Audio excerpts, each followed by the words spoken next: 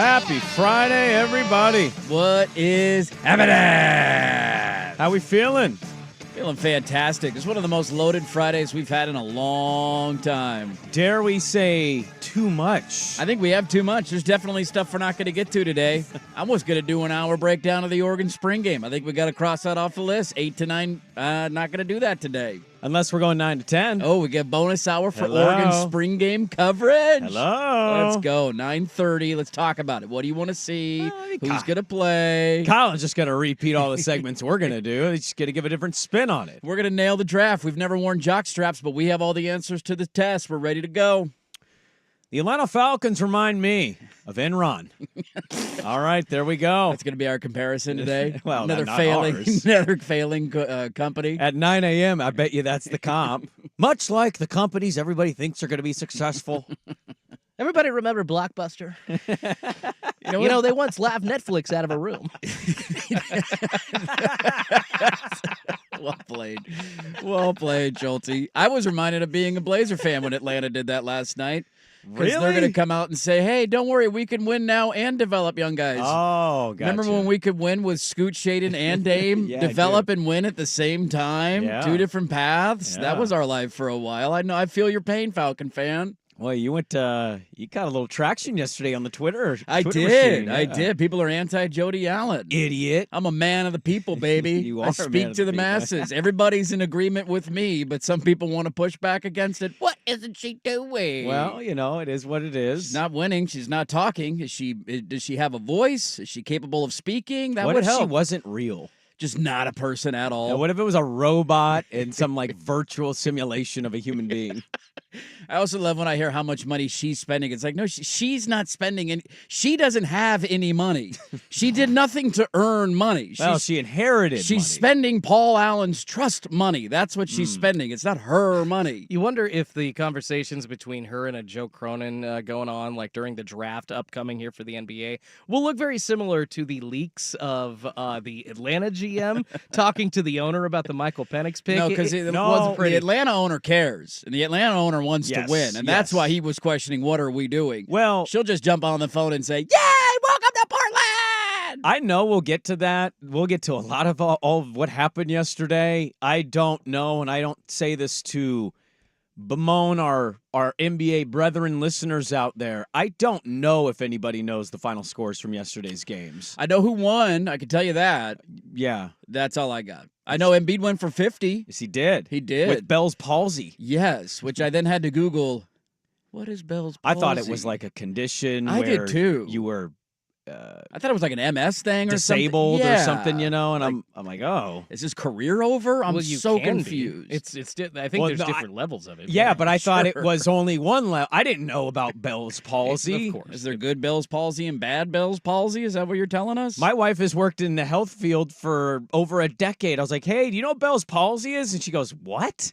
I'm like, okay, well, no. nope. All right, moving on. Checking with the doctor in the family. She doesn't know the answer. Let's move on. No, but I think the equivalent here, I jokingly said it yesterday just out of, I don't know, just throwing a name and a situation out. Is this not any different than if Portland this year, let's say they end up at 4 or 5 and like their 2 prospects get taken before they get to go? The guys they want that actually fit. They draft, and we had Golliver on a while ago on the YouTube overtime page. And Golliver said the best player, I think, is Reed Shepherd, Kentucky. He's a 6'3" guard. Yes. Wouldn't that be the equivalent of us drafting Reed Shepherd? Which we all know is going to happen, right? Don't worry. We can win with 5 guards, okay? Here's the way the lineup's going to work. This guy's 6'3". He's going to play power forward. We're going to run and gun. You need a good guy off the bench. You do. You do. Now Take him at 5. Now we have 3 guards coming off the bench. Minutes chopped off for all of our young players. It makes total sense to build a roster that way. I also want to tell you, I got a lot of thoughts on just so many things today. I don't know if I can put my brain. No, it's hard. I tried to do a show sheet last night. I wrote a lot of things down, but like I couldn't structure my thoughts. The draft threw me through a loop. I was explaining what this meant to my wife. I'm like, okay, so they signed this older guy. He's coming off of a massive injury. They didn't just sign him. They gave him $100 million. Well, I said they gave him 100 guarantee. Yeah. Well, they got this other young guy who's not as young as they usually are. He's a little older, but he's a younger guy. Mm-hmm. I was just walking her through it. and I could just see it going right over her head. Not paying attention at all. But I had to talk to somebody about it. Yes, you got to get your thoughts off your chest. One of the things that I had a lot of takeaways from the broadcast, from the sights and sounds, from the venue, from all of it. I'm so happy that I think that these young bucks, they've made it acceptable for me to start wearing sunglasses inside when I wear nice clothes. When did the Ray Charles I'm blind sunglasses become a thing? It's been a couple years now Okay. that I've noticed it, but Penix was at his house Yes, he was. with his smoke show hottie, his family, his friends, and he looked as cool as ever.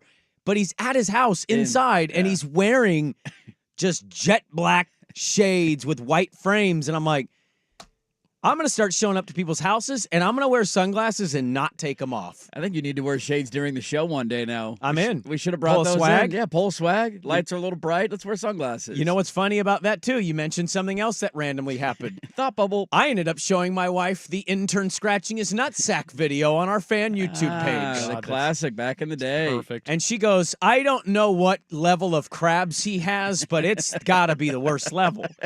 And I said, there's nothing else that can make that human being have to do that badly than having some form of STD crawling all over him. My favorite thing from the night, I think, last night was we didn't get a lot of funny in-home moments, a la Russell Wilson's ex-wife screaming, mouth open, or CeeDee Lamb grabbing the phone away as he's getting the calls. He has the two phones, and the one gal tries to grab the phone. He's like, nope, not grabbing that.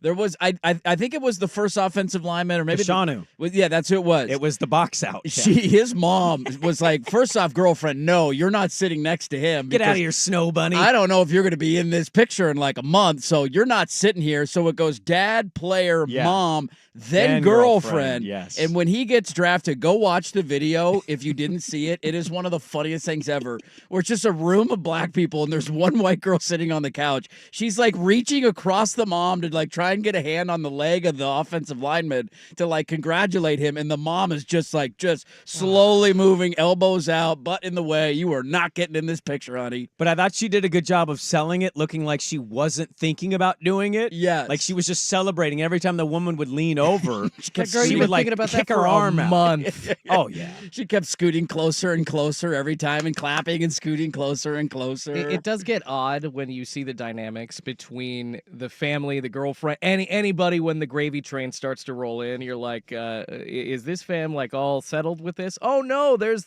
some dynamics that we're seeing play out in front of us. Oh God. Oh yeah. Well, that dude's house, he had to have had it looked like 60 people. Massive crowd. And it looked like a YMCA was in one section, some family and friends, random church friends. I don't know what was in there, but there were 60 people in that room. That's why a lot of people, I think, say they don't go because they want to be able to celebrate with everybody. And I think if you go in the green room, you can only have 10 people.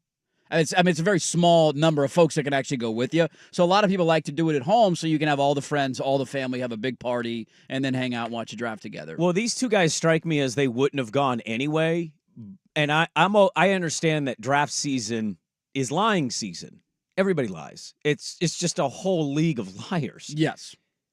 Somebody needs to do a slight small investigation of why the NFL basically did not allow or invite Penix and Nix to the green room. I think they did invite them, and they both said no. Oh, I see. I saw a report saying they didn't because execs and scouts and all these people basically said anonymously they're not in the 15 to 20 range. I'll go double check this, but I thought I saw that. And so they get drafted in the top 12, both of them. Meanwhile, you go to the green room, there's 4 defensive backs waiting to the 20s to get picked. And I'm like, so those guys got told yes. Sure.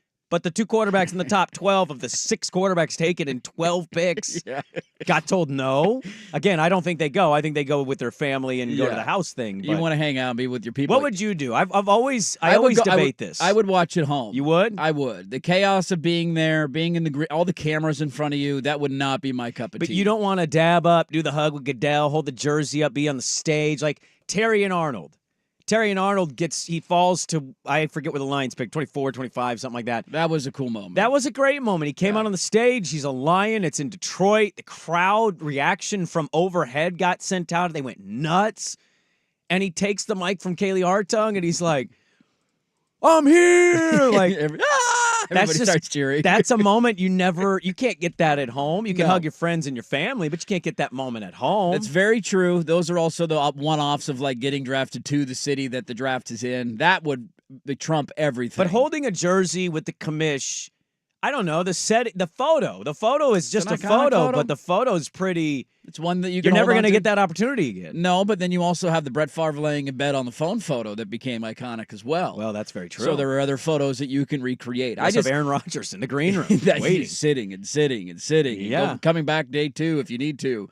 That might have been it with Bo and Penix, because if you don't know if they're going to be first-round picks, you don't want that awkward, like, do I come back on Friday? Like, do you go home at that point? Do you have to return to the green room the next day? How does that all work? One of my other favorite things from last night, because I'm also a scatterbrain this morning, and I don't know if we're going to get to it. Did you see the interview with Brian Thomas's parents? I got the audio. Okay, good. We don't have to get to it now, but I wanted to make a mental note of that. That was one of the funniest answers that I have ever seen. I was sure yesterday to be on my A game, and so everything I saw on Twitter, everything I saw on the shows that I was watching, everything I could grasp, I wrote down, shot in a text, or pulled and sent to Schultz. I'm curious what people watched most of, like what broadcasts they watched most of.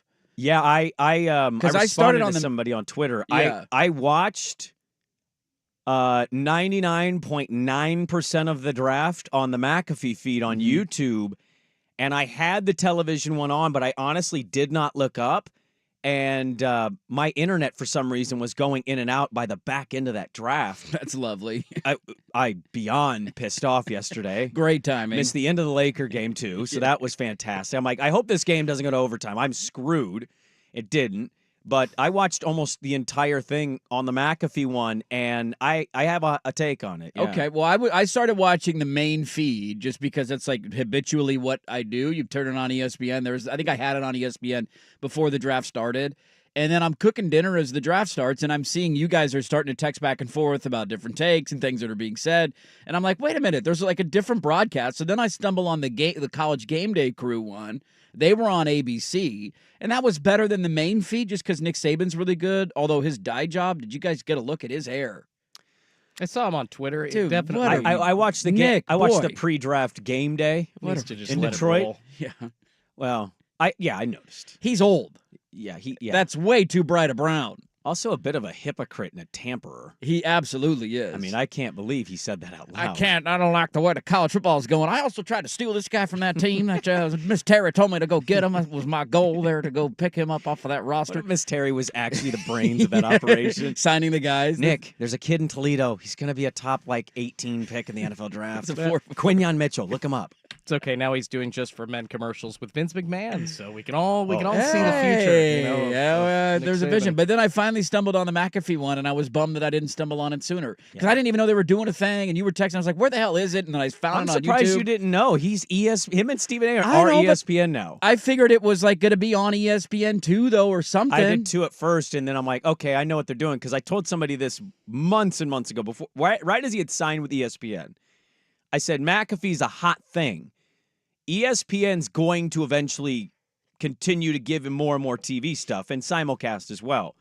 I thought ESPN personally, as somebody that's been in the industry, I read it as they hired him to build the YouTube because, and I told Schultz this, that show, as awkward moments as they had, they did the mentalist guy who predicts what you did. Yeah, I saw that. They probably did that too much. There was 2-3 bits of him.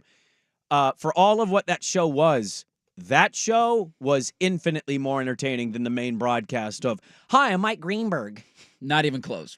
And they had a fake Mel Kiper on there. They call him Bad Mel. Yeah. And the guy does a spot-on impersonation of Mel Kiper, but he curses, and then he says just outlandish things. And that was more entertaining than having real Mel Kiper look at his notes and act like he's done the homework that everybody else at ESPN has during the draft process. But also, you get to the point where you watch the main feeds, and it almost becomes nauseating because you have to have an analysis of each pick, and none of us ever just bring up the fact that like 70% of these dudes are not going to do anything. Yeah. Like I love this pick, love this fit. This guy's a stud. He's going to be great right away. Love this pick, love this kid. This guy's going to be great. It's just over and over and over again. It's like, do you think all 32 of these first round picks are going to be absolute Pro Bowlers in year one? Yeah, why don't they post the hit rate of like first round picks by position? No, seriously, I'd love to see like here, edge rushers taken in the first round. Yes. This is the success rate. Like This these guy, are the Hall of Famers. That'd be real content right there. I'll add to this, and then we'll get going here. Not only should they do that, Schultze, they did this research this week on the 2000 to 2019 draft and the percentages of hit miss at positions that got sent out. They should be diving into that more because I think people love that stuff. You should be telling me in the last 30 to 40 years of the draft, what's the hit miss rate of edge rusher picked at 15? Yes. Like, go even deeper into the woods. And even if it's not, those don't have to apply at all situations. It doesn't say, well, cornerback at 20 hits at 18% rate. I don't have to take away that, well, we're not going to have a good player, but I am interested. What's the percentages say, not only the position in general, but the position at this specific pick? And that's where I think I love the McAfee show as I found it, was because it was more of just a fun conversation. They had really good interviews. The Vikings head coach, the Colts GM, Sean Payton will play some of that. Like they had Adam Peters on, who worked for Belichick, and he was like giddy and like they were the only show of the ESPN stuff. Again, I say this not having watched the main broadcast, so maybe I'm wrong.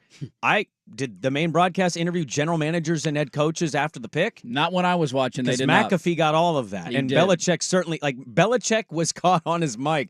Hey, Pat, I'm getting Sean. Like, Belichick turned to a show booker for ESPN yesterday, getting Sean Payton and Kevin O'Connell and Adam Peters.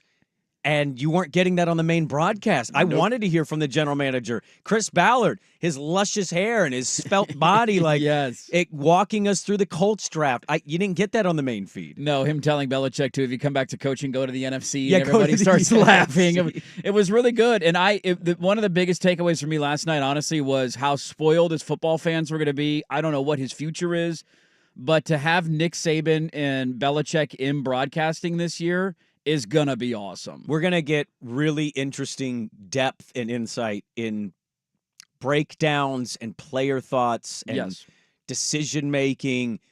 Yeah, I'm with you. I think we've been on this for a while. It feels like those guys, Belichick was a little clunky at first, and then he kind of loosened up a little bit, warmed up, and I thought he was fantastic after like the first 15 minutes or so. Took him a while. You're getting used to people talking in your ear, and there's a lot going on, and you're following the picks, and you're texting people.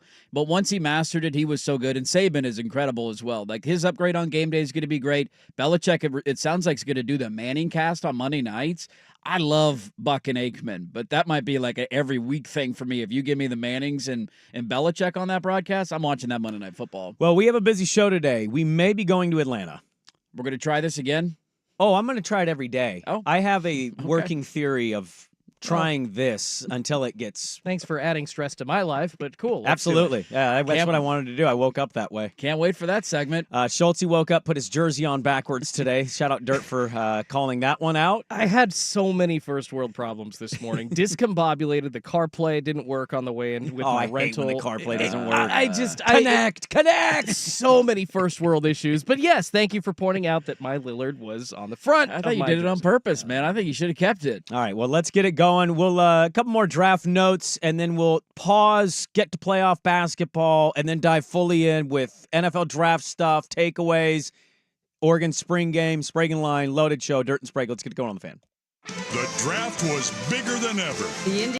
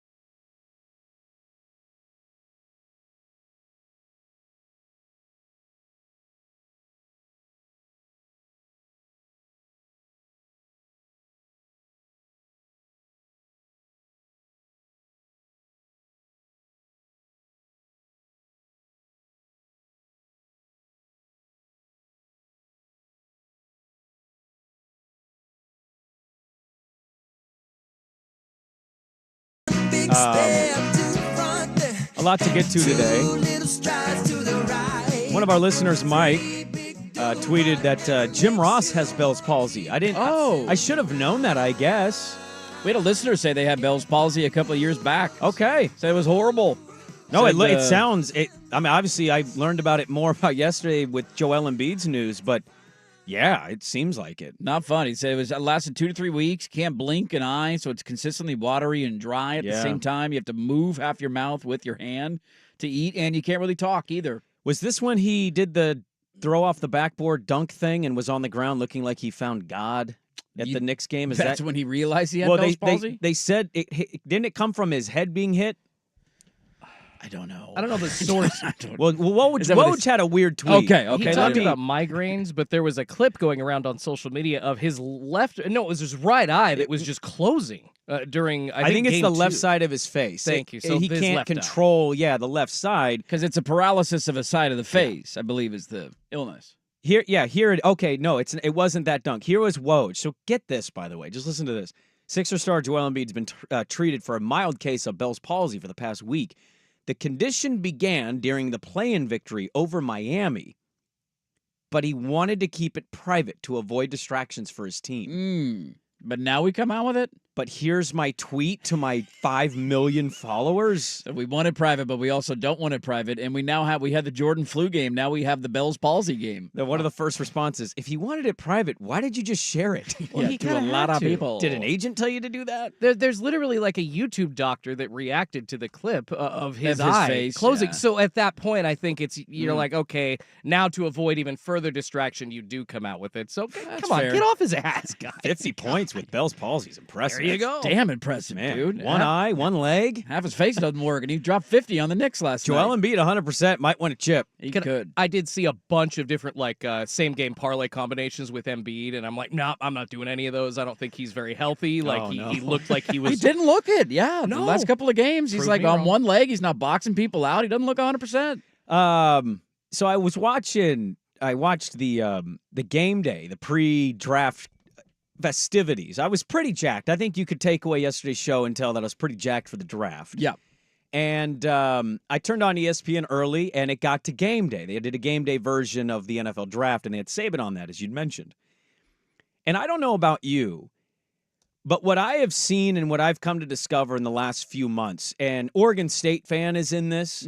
To some degree, Oregon is in this, mostly in a more positive way than Oregon State, but in this nonetheless. Washington has been in this. Every fan base has dealt with the transfer portal. And I've been noticing this for a couple months, but I really stuck out to me yesterday watching game day. Saban, Kirk Herbstreit, Desmond Howard, they're all talking about some of these prospects. And they start going on and on about the portal and how they show the percentages of positions that don't hit and why that is. And so Saban's giving his thoughts on it, and Kirk Herbstreit, and then Desmond Howard. And my takeaway is all of the national people, unless I've not heard something that you guys have, it really feels like the national people go way out of their way to say, we support the transfer portal, but... And instead of just saying, this is an unmitigated disaster that no coach and program can navigate through, and we're not only having to recruit, future players, we're having to recruit other teams' players and our own roster. Every year, every week. And I don't know if it's a hot take to just come out and say, this is broken, I hate it. But none of them would say it. They'd always use that caveat of, well, we support it, but... And then they'd go on to basically tell you why they don't like it. It was a very odd thing that I kept noticing. I actually thought Desmond Howard made the best point.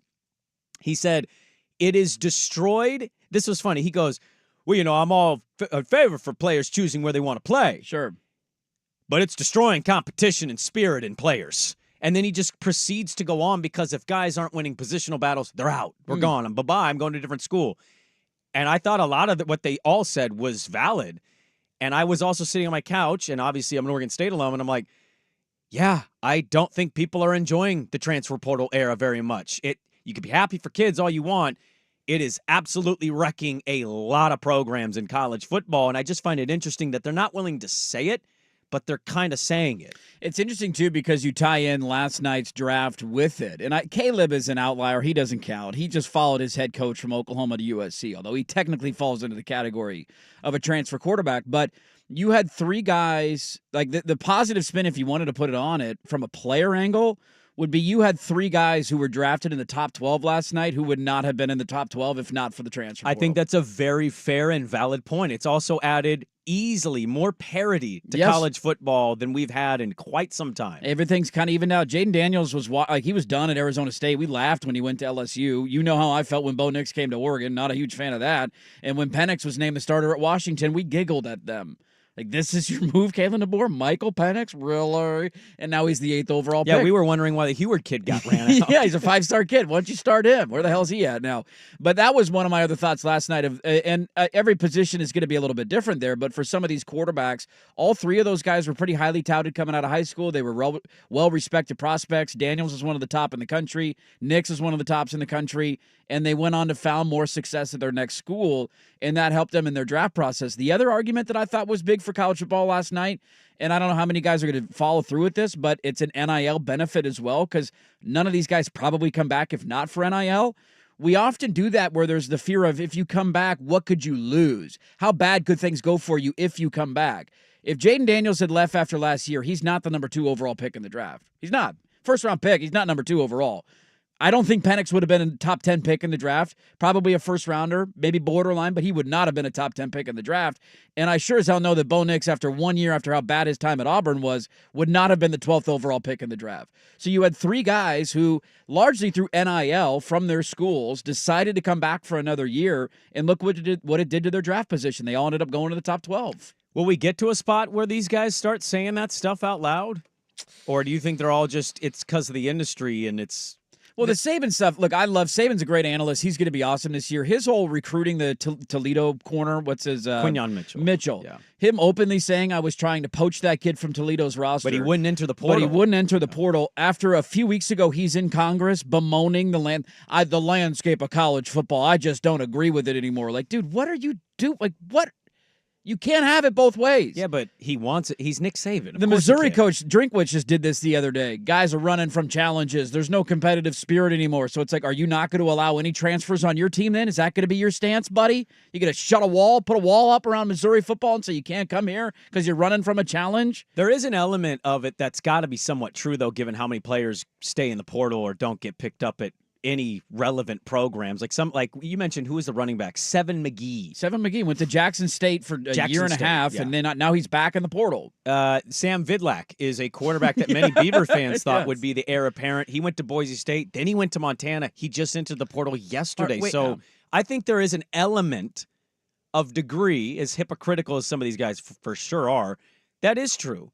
That some of these guys, they don't want to earn that spot back. They just, I can go start somewhere else, and that's not always great either. I also think the reality for some of those guys is they're never going to earn that spot. That's very true. They're just not very good. Yeah, Sam Vidlak, if you're on your fourth school in 4 years, like, dude, maybe you're the problem. Not the program. See former Oregon quarterback Braxton Burmeister, Vautech, San Diego State. I mean, he literally went from place to place to place. He started, but he was terrible. So yeah, you get the opportunity, but it doesn't always play out very well. Yeah. Just interesting note and observation from game day. The scene in Detroit, God, that was awesome. 150,000 people just cosplaying, psychotics dressed as Bengals, grown men with whiskers. My wife asked me if they were all wearing diapers. We make fun of Comic-Con, and then I see the draft, and I go, look at all of these people that are making fun of Comic-Cons. Nerds. Look at those nerds going in there in their Game of Thrones outfits. It's sports Comic-Con at this point. Dressed up like a Bengal tiger. Woofing at people. I've always wondered how you get to that point in life, and then do you enjoy time with your lady afterwards in full cosplay outfit? Are we got some furries on our hands? Yes. Like dressed as a Bengal? Yeah. You don't take any of that off on the way home. And then, full spiky shoulder pads. Full guard mommy and daddy time after that. Haven't we heard the loudest people that are making fun of other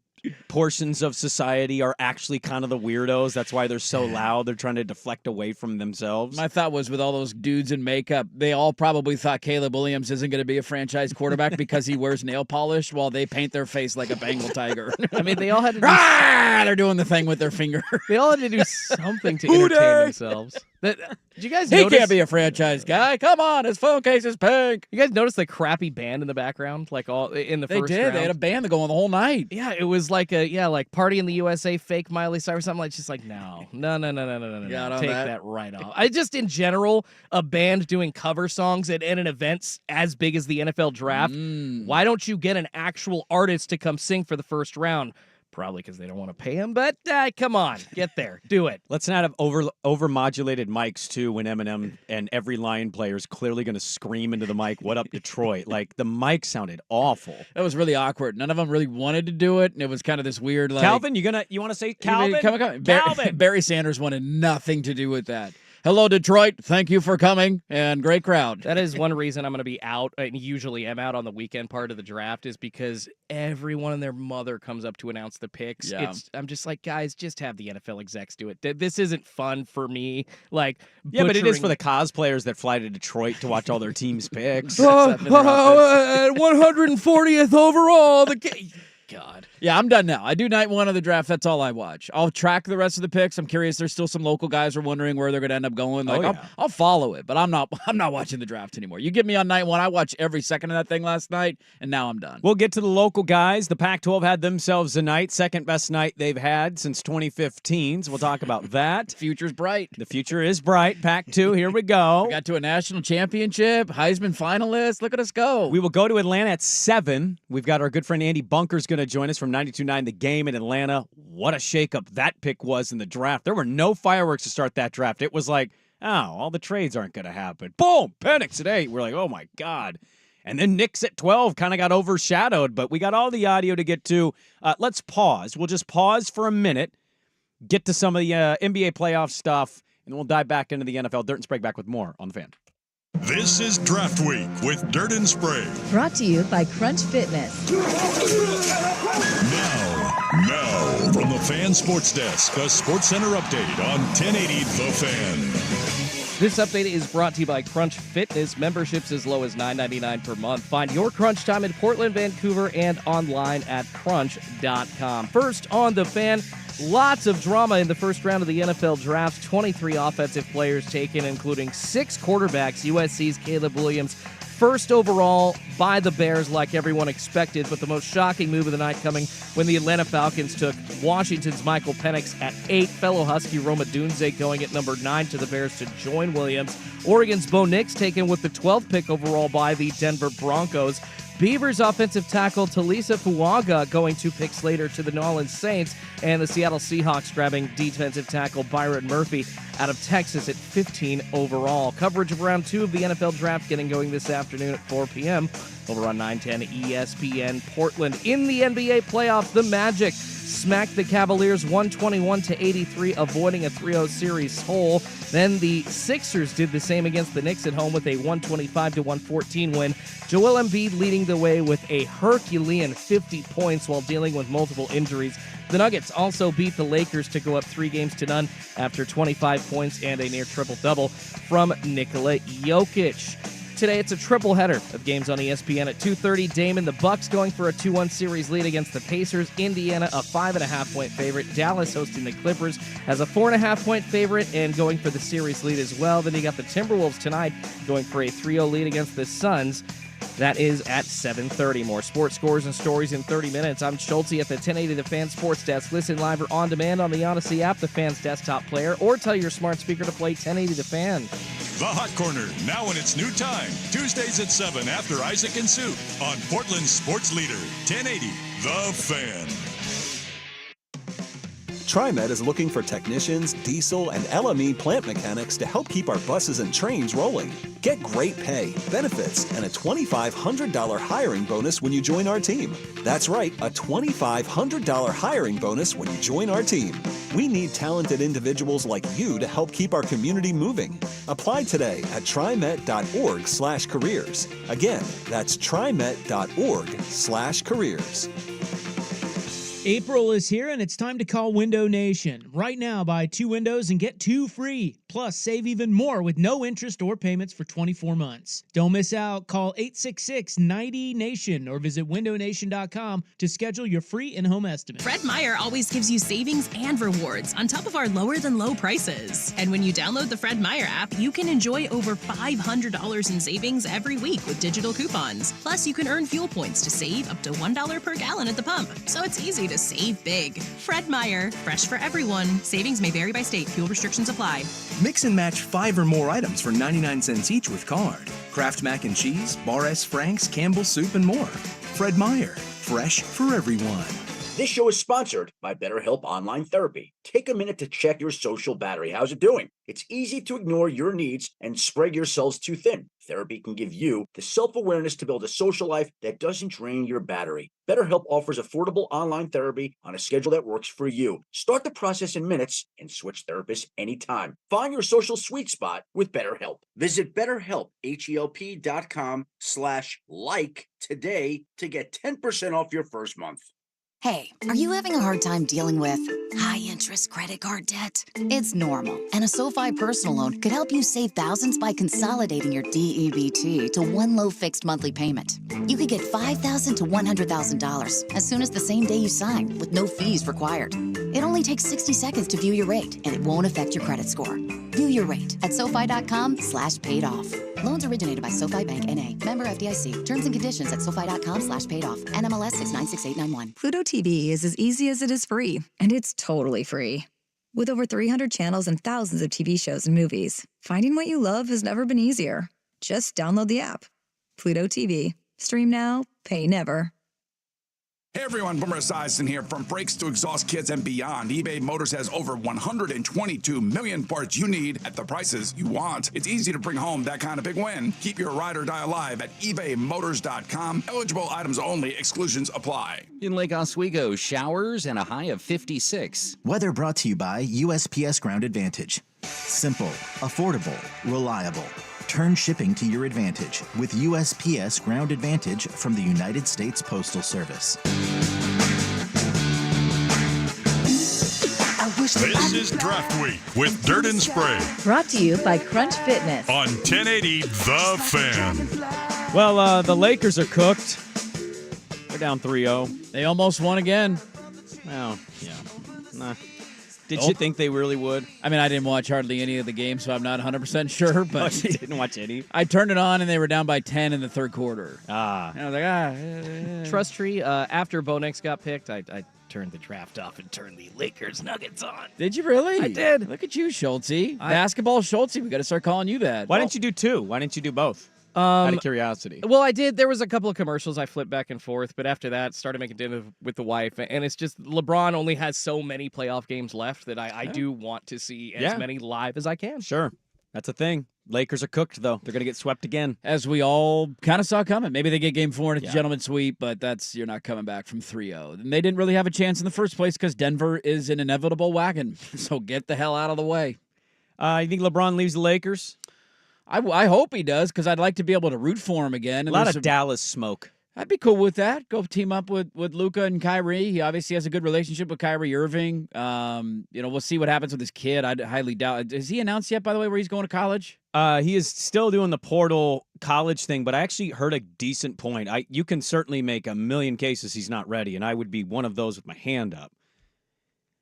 This draft is Not arguably one of the weakest. So if you're going to come out and be a prospect, even if it's a second round, probably going to get picked because this draft sucks so bad. Also a nepotism pick because that team's going to hope that they're going to sign LeBron James for a year or two. Sure. And so I'm on the record. I'm okay with Portland doing that. You want TV numbers to go? Remember our TV numbers are down 60%? Let's go ahead and draft Bronny in the second round, get LeBron for 2 years. Those numbers will go way up. Yeah, they won't do that, but I don't know. That's the only kind of response I heard. Sixers win their first game of the series against the Knicks. As we mentioned earlier, Embiid goes for 50 with Bell's palsy happening. So that's pretty impressive feat. Basically, half his face is numb and he can't close his eye.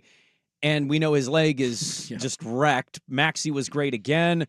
And the Sixers got a much-needed win against the Knicks. This will be interesting if they can tie the series because Embiid has a shot.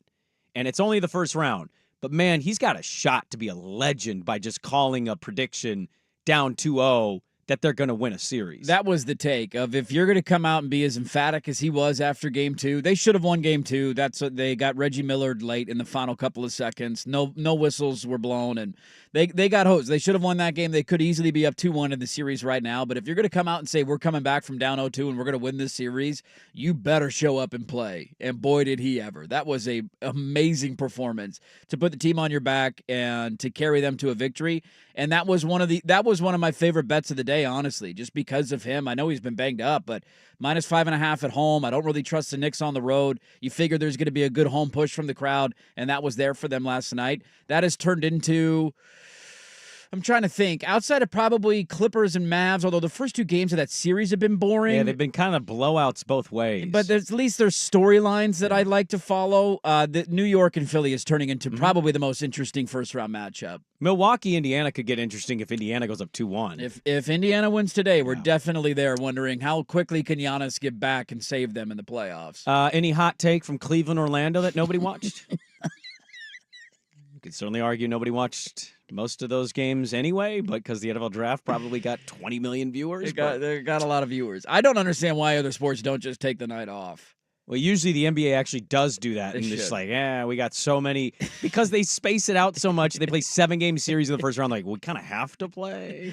Takes 3 weeks to get through the first round Cleveland of the got playoffs. bludgeoned last night. They Orlando did. scored 120 points. That offense sucks. What was it? Was there a takeaway there? What the hell happened to Cleveland? I didn't watch a second of that. They didn't show up. Just no show Just for a Cleveland. complete no-show. Up 2-0. We got this series in the bag. We're done. Professionals not shooting. I don't know why Donovan Mitchell. Like, I hate to hamper on how much money these guys make, but it's literally like you are paid to be good. And when people use the word consistency in sports, in pro sports especially, I hate it. That's what you're paid to do, is be consistent. And when you make 15, 20 mil a year and you're bad, you don't show up in these points, aka CJ. I don't know, Donovan Mitchell not showing up in game 3. What the hell are you doing? It was awful. He went like 2 for 10, Donovan did. Somebody said it's a bad day at the office. That's all that was. And I thought, I wonder what the equivalent to being down 30 is a bad day for me at the office. Like, what is that equivalent? I'm not sure. I might be able to answer the question.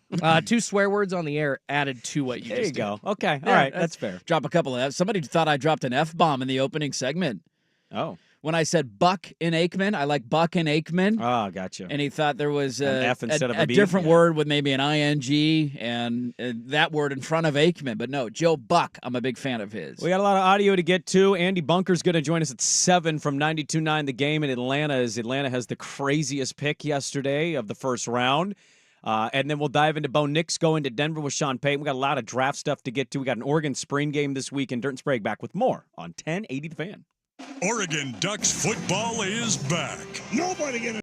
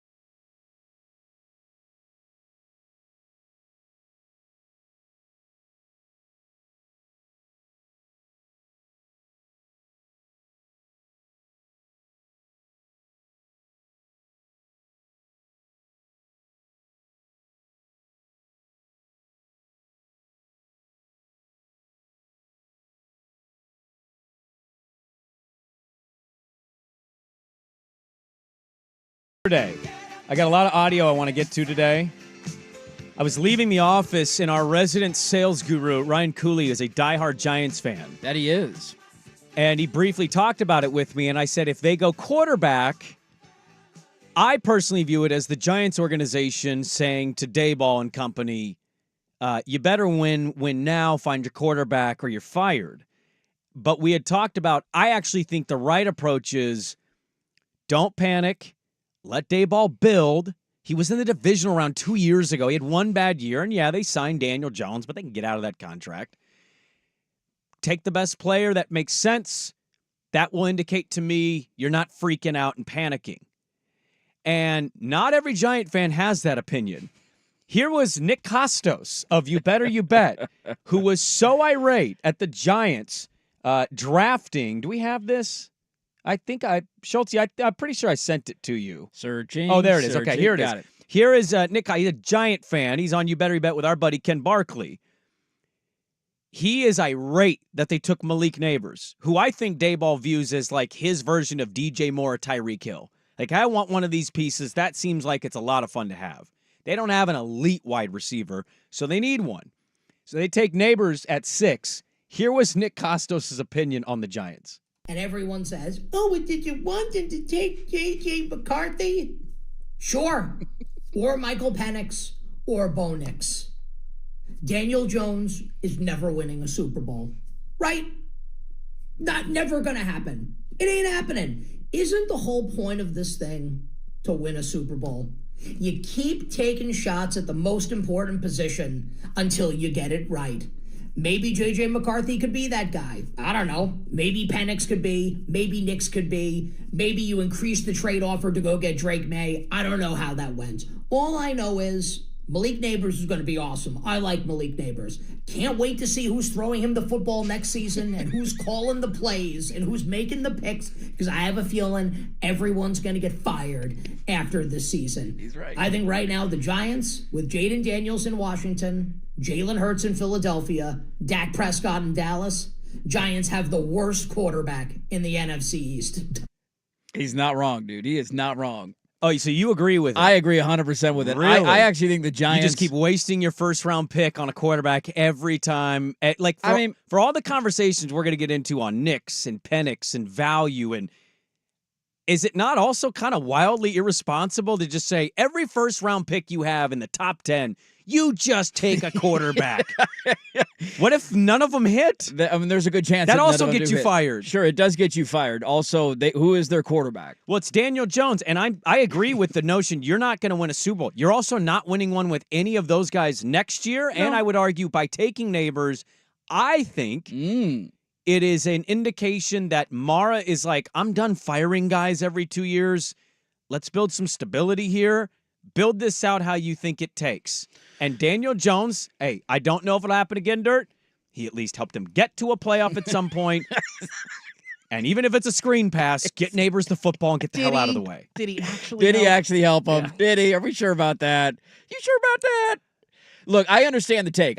Sometimes I advocate for trading out if you don't have a quarterback, you don't like the quarterbacks, just getting more draft assets, it's probably the right move. Well, the trade-outs weren't happening yesterday. They were not happening. So I don't know what to make of the trade situations because there weren't a whole lot of them until the back end. That was not available. We finally, is your point, we got some at the end of the first round, but we expected fireworks, then the Cardinals took Marvin Harrison Jr., and you're like, okay, this might just and the Chargers stayed put. They stayed put. This is going to be a chalk draft. I just chuckled at the pick. Not that I don't think Malik Neighbors is good. Of course he's good. What did DJ Moore do in Carolina? What did that mean for Carolina?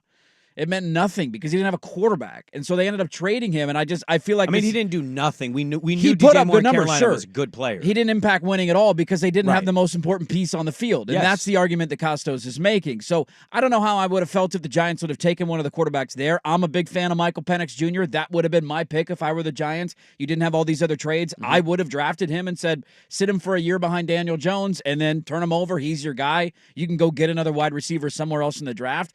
I'm also just a firm believer. And this is why I was so jacked at what the Chargers did. I'm a firm believer of building your football team inside out. And that is, let's get a dominant offensive line or as many good offensive linemen as we can. Yeah. Let's be elite up front on the other side of the football, and then the rest will fall into place. And can you go get a Malik Neighbors? No, but if I could get an elite offensive lineman there and then a player that's 82% of Malik Neighbors, I think I would take that. And so, but that's a different I don't disagree with you. That's a different argument, though. The argument for him is take you a quarterback, just take a quarterback every time until you hit. And I don't agree with that philosophy necessarily. I just chuckled at the pick of Malik Neighbors because they just did this in a draft with Saquon Barkley, who, when healthy, was a tremendous player for them. Oh, he, by the way, cited that, but he cursed a couple times, so I didn't pull that. I mean, they took a running back with his second overall pick. And again, when Barkley was healthy, he was awesome. Getting to the playoffs 2 years ago, the vast majority of that was on Saquon Barkley. He had an unbelievable season and was healthy all year. In the large scheme of things, what did it mean for the Giants? They went to the playoffs once. He couldn't stay healthy. His offensive line was terrible. He didn't have a quarterback to help him out. Like, who the hell? Malik Neighbors could be great. Who the hell is throwing him the football? And you have to solve that equation at some point. And that's totally reasonable to have. But is Daboll not considered, a quarterback whisperer? He didn't take him. So, you either trust your coach or you don't. And I'm not saying Costos' emotion isn't right or that fans don't have a right to feel that way. But by reacting that way to your offensive quarterback whispering coach, I don't know. It kind of tells me you don't trust it.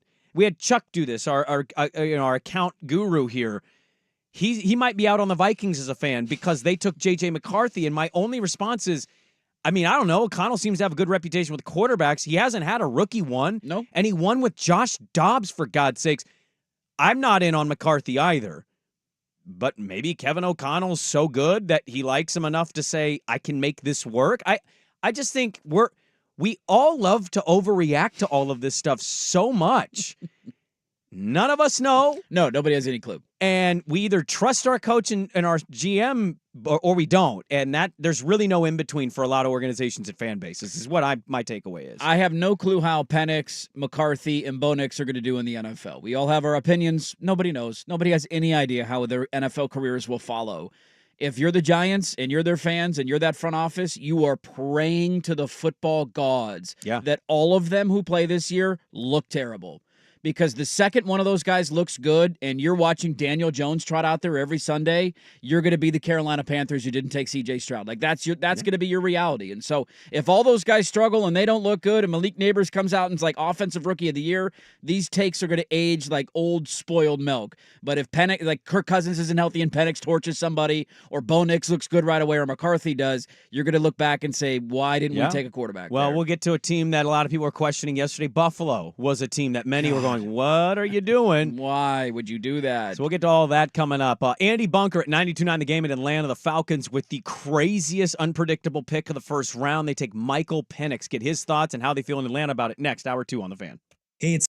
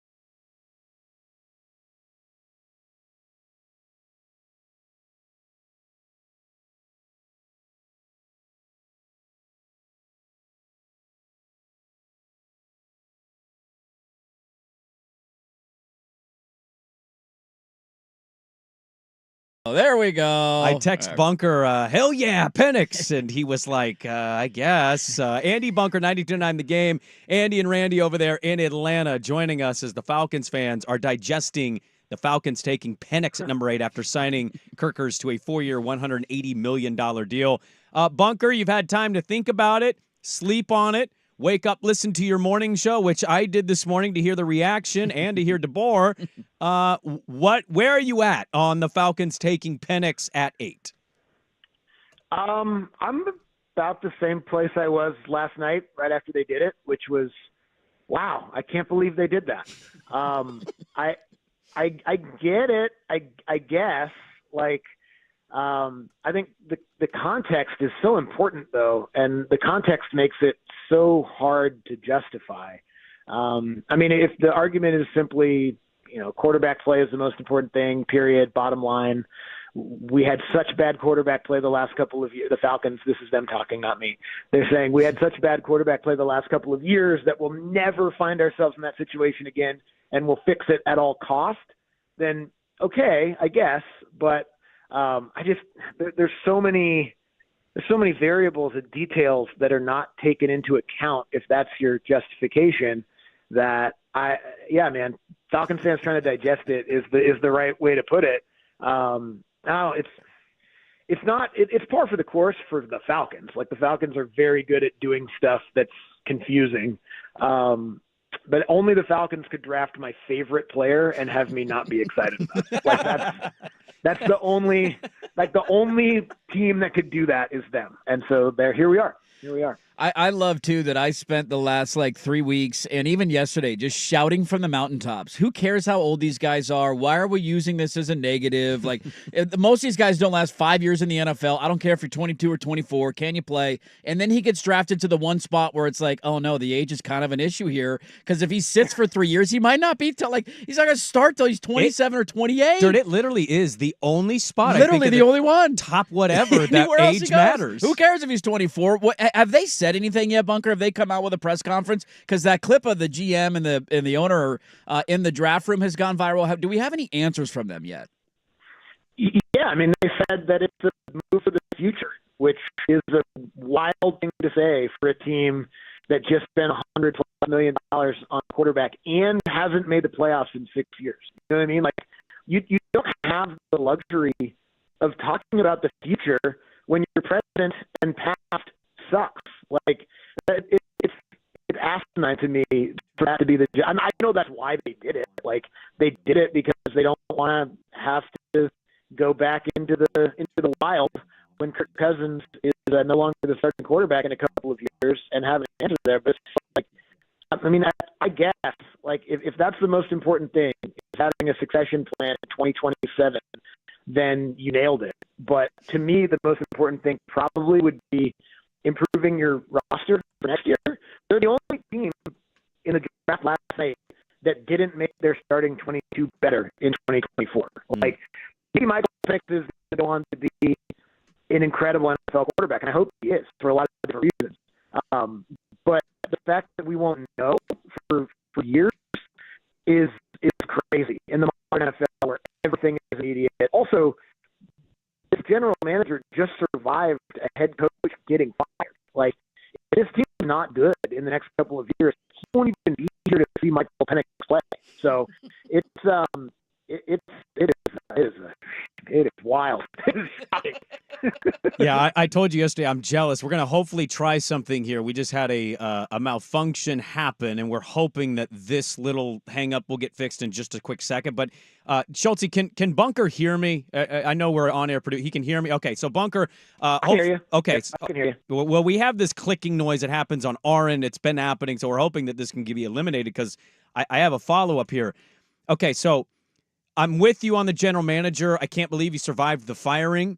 He's clearly made some questionable picks already, guys that are good names, but just value-wise, you kind of question it.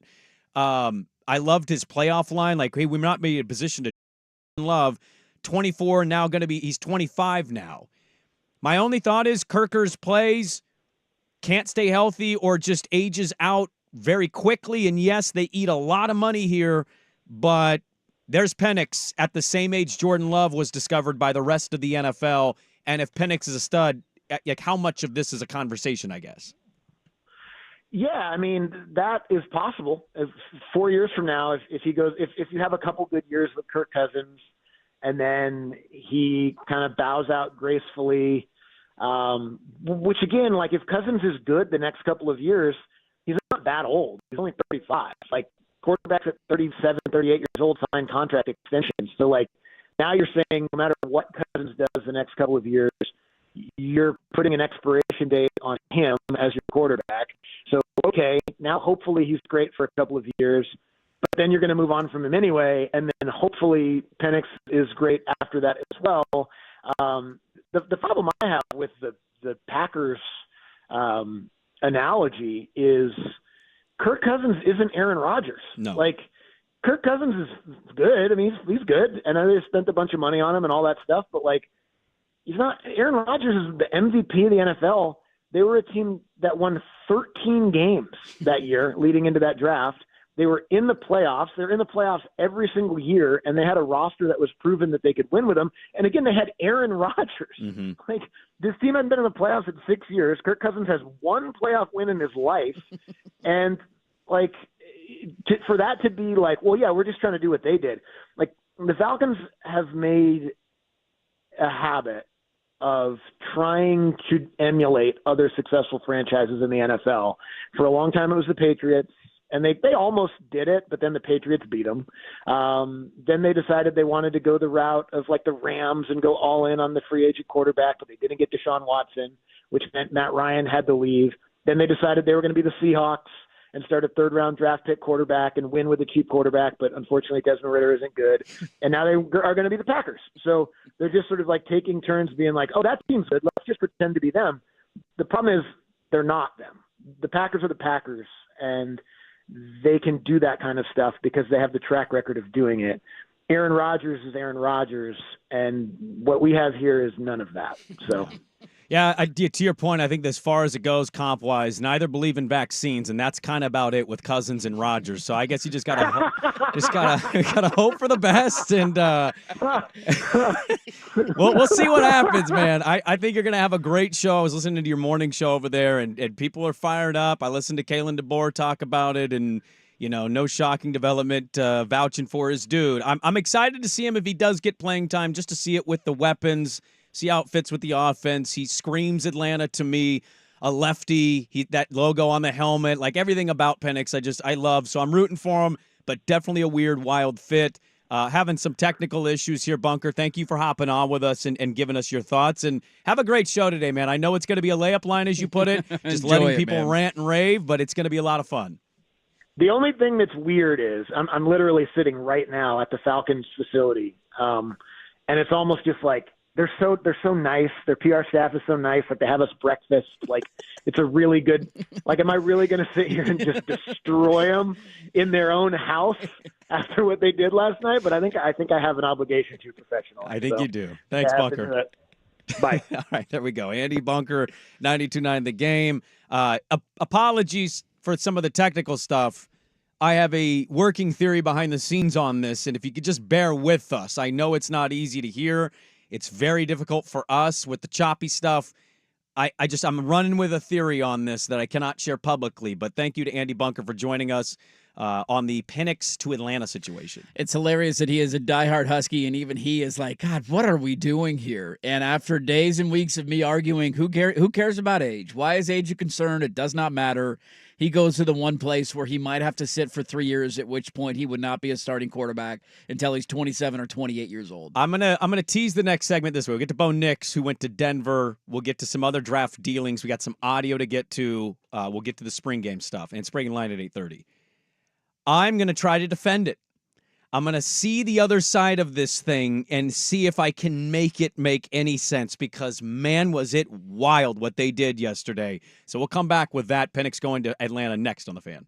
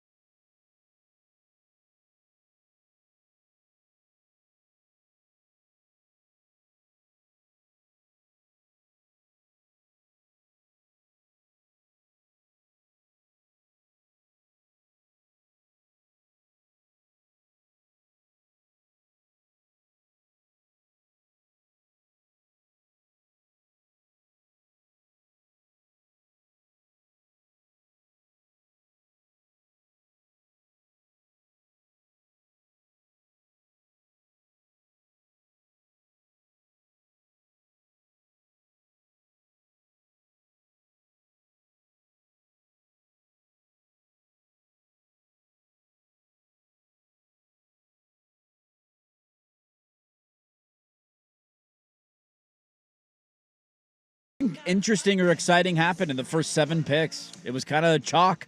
Nothing did happen, but I still thought 3, 4, and 5 staying put, not trading out in any way. Belichick, talk about hating a prospect. Belichick's film breakdown of Drake May on McAfee, and maybe it's the Patriot thing. Could be, who ended up drafting him. He wants to eviscerate the pick. A lot of, you got to make that throw. They're not going to have bigger windows than that in the NFL. He was highlighting some important things, so we'll see what happens with Drake May. I know a lot of people are optimistic about him. Harrison goes to 4. Mr. I don't want my jersey for sale. What an interesting cat that guy is. Yes, that's a weird move. Everybody else had their jerseys available because they signed their Players Association agreement or whatever. He did not sign it, so you can't buy a Harrison jersey yet. He doesn't work out. He doesn't talk. He operates different, but he's an amazing prospect. So Arizona goes there. Falcons shake up the draft. They take Michael Penix after signing Kirkers to a 4-year, $100 million deal, leaving everybody and their mom going, huh? What are we doing here? What? That's the move. I was stunned. I had an out loud, whoa! It was the first one of the night. And when you had that pick go, then you kind of knew, all right, this could go a bunch of different directions now. Because all of a sudden, J.J. McCarthy's not the 4th quarterback taken. He's likely going to land in Minnesota, but then the whole run-on quarterback thing that I thought was going to happen ended up happening, which I wasn't sure at first when you didn't get those teams trading out of 4, 5, and 6. And then, hey, maybe these quarterbacks will be around for a bit. Maybe Bo does fall to the 2nd round. Maybe Penix does slip, and then he goes 8, McCarthy goes, Bo goes, and it started that run on QBs because you just weren't sure how long they were going to be around. I think I can try to pretend to defend the Atlanta thing. Okay. I mean, it's a wild pick. It might end up working. Like, we all made fun of Jordan Love to the Packers for 3 years, dude. We all mocked that pick when it was made. Yeah. And now what's the narrative about Green Bay? They have another franchise quarterback. Youngest team in the NFL that probably should have beat the 49ers, and everybody loves their quarterback. So I'll start there. Thank you. That's my first starting point. By the way, the track record of the Falcons GM, not amazing. Not good. I can't believe they kept him but fired the coach. It's a weird dynamic for sure. Yes, it's like firing Terry Stotts and keeping Neil O'Shea. I'm playing devil's advocate here, okay? So let's start with the first one. Green Bay is actually the first team that came to my mind because we went through the same stuff, though at a much different point of the draft. 8 is a different value point than 26. 26. Jordan Love is 26. Okay. Jordan Love's first season was this year. Jordan Love is 25. It was the 2020 NFL draft. If you think Kirkers coming back from an Achilles injury at 36 is pretty risky, yes, why did you give him $100 million? I would argue the way the contract is structured, it's a weird payout from year 1 to year 2, and I believe in year 3 there'd be a $30 million dead cap hit. I look at it as, is Kirkers close to $50 million a year at this point in quarterback averages? Is he in that ballpark to you? Just of what the going rate is for quarterback? Yeah. We're creeping up there, right? Yeah, you're in that ballpark. Okay, let's just call it 50 for argument's sake. So you're paying $50 million a year. Kirkers in Atlanta is definitely a contender in the division.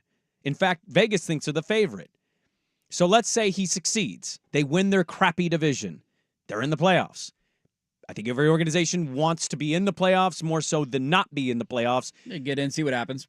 Okay, so you've taken a playoff step with a veteran quarterback, but he's 36. He's going to be 37 next year. He's coming off an Achilles, and we all think this is just going to age gracefully.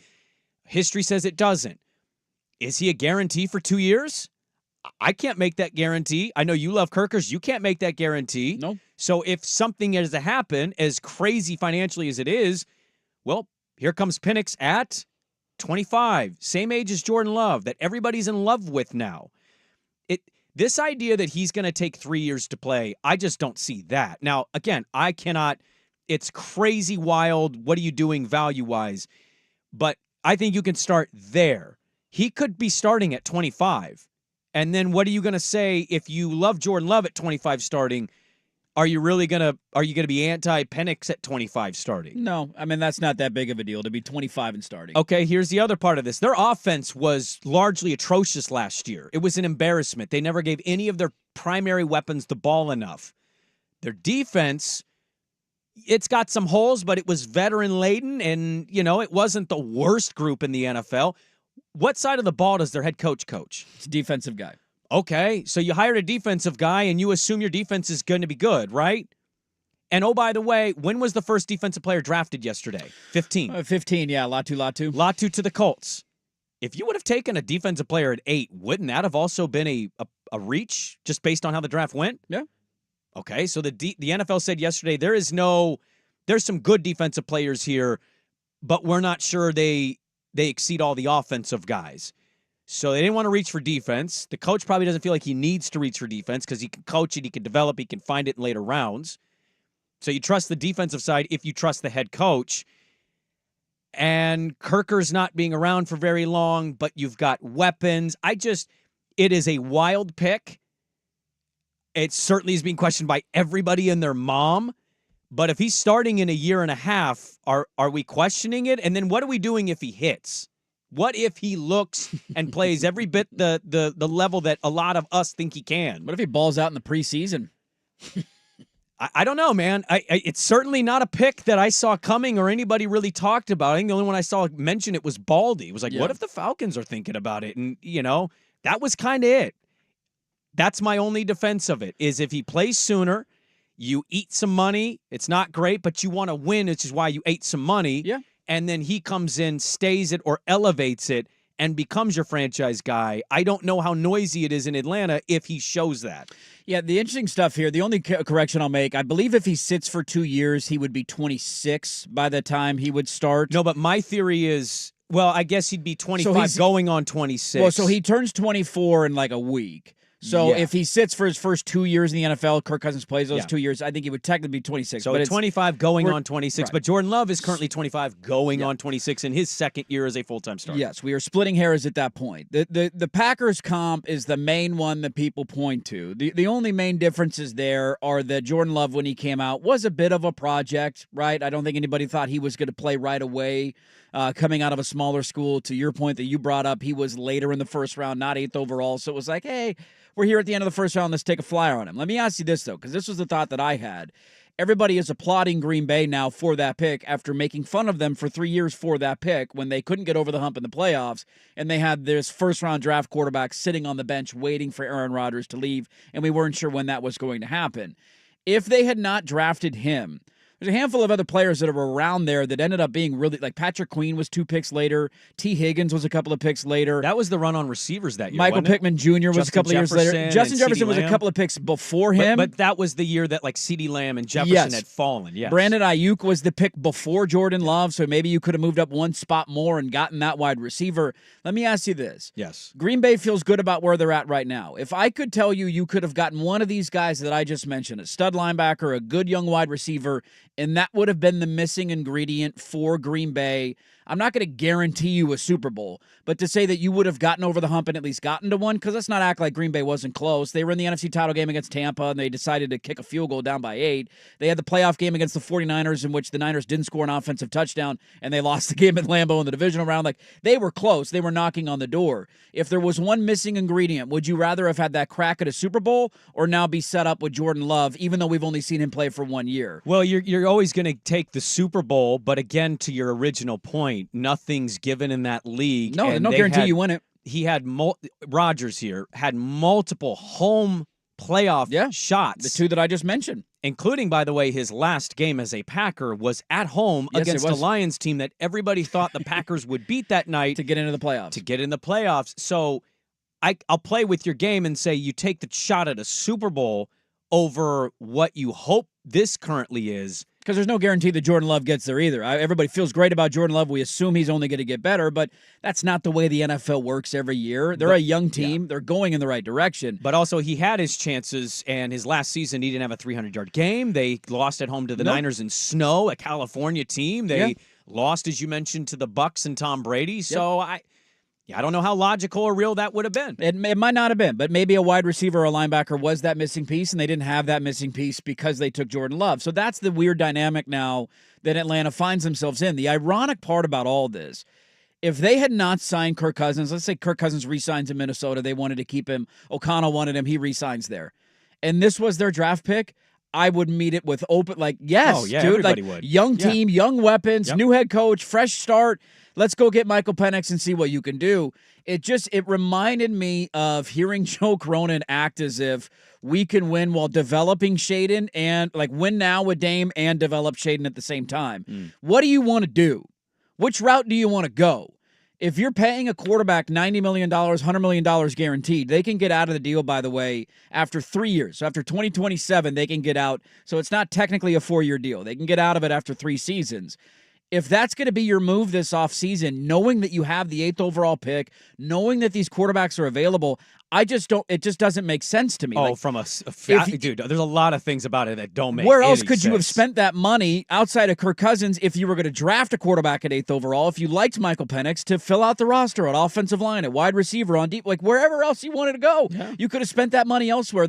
That's the only part of it. This might end up working for them because of all the concerns of Kirk Cousins. It just is idiocy either way, and that's whether you're defending Kirk Cousins or defending Michael Penix. If you want to defend the draft pick, then why the hell did you sign Kirk Cousins? If you want to bash the draft, like, you can go either way with Sure. it. You're going up 2 different roads and 2 different paths at the same time. When the world was their oyster with that pick, dude. There was only 2 offensive linemen that had gone. You could go get any of the other offensive linemen you want. Yep. Roma Dunze was on the board. You just gave him $100 million, the quarterback, $100 million. I know. Go get another weapon. To your point, there hadn't been a single defensive player drafted. You could take a pick. Take a pick. Which defensive player do you want? You go get anyone that you want. I would be livid if I were a Falcons fan, not because I don't think Penix can be good. I am actually a big fan of Penix in the NFL. Yes. We've been over that a ton.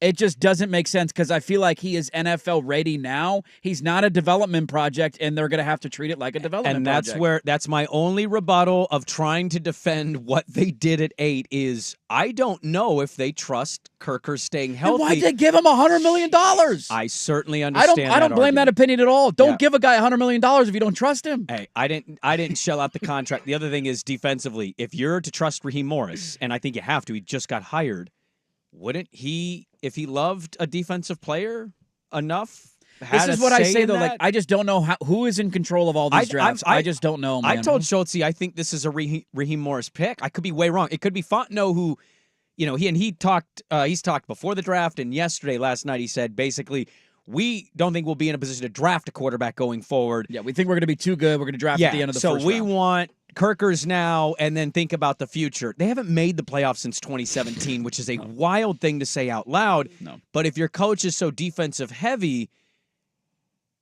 why would he have not taken a guy that he loves? If he loved somebody defensively, I think you allow him to make that pick. I'm almost wondering if Raheem Morris fell in love with Michael Penix having interviewed him. To Dirt's point, I remember when the Blazers were going through the Dame negotiations, trying to find a trade partner, Miami, not happening, and then Milwaukee. The discontent during that, I remember bringing up the fact that I didn't think the Blazers organization was equipped enough to really handle something of this magnitude, and I thought maybe Dame would pull a Kobe and want to come back. He did. The Blazers ended up screwing it up, and now we're banking on that organization to take Scoot Henderson and all of these young picks that we've got in assets to make a championship caliber team again. They bungled the Damian Lillard thing. How do you expect Portland to do that? And I see Atlanta in the same scenario here. Whether or not you want to defend either move, the point is seeds of discontent were sown so quickly last night with Kirk Cousins, not a month or two after you signed him. And if Raheem Morris, I read the quote, we called him while the clock was we're going. on the clock, and just with the nature that of was when they quarterbacks told being him, by the selection, way. That is bullshit, and you know it, Raheem. If you're going in looking at that guy, you say before the draft, you don't have to give him a call while the pick's getting made. You say, hey, you know what? This is our philosophy today. And it's obvious they didn't tell anyone about that because Fontenot's having to explain himself to owner Arthur Blank. There's really no actual reasoning that the general public, fans, Atlanta Falcons ownership understands as to why this pick was made. So I compare them to the Blazers, and you can say, hey, this might be the best pick, but can these dudes making this pick actually handle this organization correctly? I say nay. I want to be fair, too. The internet did clip Arthur Blank and Fontenot in a conversation without any audible, and they said it looks like he's explaining himself. When they drafted Penix, Arthur Blank hugged him. So that clip didn't go as viral as the other clip because the other clip adds to the controversy and questioning of the decision to it. All of these are valid points. It is I mean, who the hell knows how it's going to look? I know, but Kirk Cousins might look like a 47-year-old dude who but can't then move. you guaranteed $100 million to and a you're backup still stupid, quarterback. but at least you have a succession plan, and maybe that's true. Penix is good, right? That's Like the other nobody part. knows how this is going to See, work Dirt, out. that's the other little. If I'm to play the other side of this, that's the only other little thing I'd add to it. I'm sorry. I understand there's a salary cap. I understand the dead cap money. I feel like teams every year are just telling us none of this matters. We find ways out. Like, they can get out after 2, pay him $100 million, tell Kirkers, thank you, good luck. Go get your next $100 million deal from some team that you'll never win a playoff game with. And then it will be a $30 million dead cap hit if he's not there in year 3. But if you have Penix and you like Michael Penix, just sum it up of saying, we're paying $30 million for a quarterback who's really productive. Again, not something I would have done. And it's easy for me as a non-Falcon, non-Atlanta radio host to sit here and try to play the other side of this. But I was listening to the fans last night on 92.9 The Game in Atlanta. There were far more, I love this dude. Like, and in that city, let's just say it's a black quarterback. Yeah. It resonates. It makes sense. And Raheem Morris, Terry Fontenot, they love that guy. He fits better than Kirk Cousins does in Atlanta. I just... It's certain pockets. In certain pockets. But if it hits, you won't get a lot of like, whoa, I was way wrong. No. But if it doesn't, I mean, certainly. And the other part of this, and we'll get to this, I think that pick kind of covered up what Denver did because Denver has almost no draft assets. They need a lot of They have a lot of holes to plug to rebuild this thing properly. And they went with a quarterback that also had a late first, early second round grade at 12. At 12. I thought they would trade back and take him if they did, or just trade out and get a lot of stuff. But they went Bo Nix. So the Penix move almost covers up the Broncos reaching for Nix at 12, which to the Penix point might not matter if Bo Nix is Patrick Mahomes. It could be. You never know. I thought the Atlanta thing stole the spotlight away from a pick that I hated for the Giants. We talked about that earlier. We don't need to get into it again. Bo going 12th overall. And the Bills doing what they did in the trade market. Like the Atlanta pick was so controversial and so out of left field that it just sucked the life out of all other controversies from the night. And we're all left debating what the hell are the Falcons doing. Belichick on McAfee's stream had a really interesting, because that was the team that was supposed to hire him, that Kraft told him no. And people made that joke of are we sure we don't want to hand the reins to Bill Belichick? I want to give him a lot of credit, dude. It is easy to take the high road publicly, but there's a lot of people, especially now in America, that don't. He took the high road on New England. He took the high road on the Atlanta thing, and he just gave honest analysis of what he thought of players. I know feeling certain different ways about both those organizations. Last thing I'll bring up on this, I know we're way long here. I saw a lot of it last night criticizing the Penix pick and the Bo pick for that point, and maybe McCarthy a little bit too, of saying well, do these teams realize they would have been there at the end of the first round? It's what are we talking? There's no guarantee, first off, that would have happened. The Raiders wanted a quarterback. The Giants could have moved somewhere and gotten a quarterback. There were other teams in those late 20s picks or early 20 picks that could have moved up, could have taken a quarterback. They were this notion that they would have been there, guaranteed, lock it. You could have got them with a second-round pick. That's just not a fact, man. Teams are desperate for quarterbacks, and if the Falcons didn't take Penix, the Vikings very well could have. If the Denver Broncos didn't take Bo Nix, maybe somebody else takes him at 17 or 18. You have no clue what other teams are going to do. James Palmer on Twitter at James Palmer TV.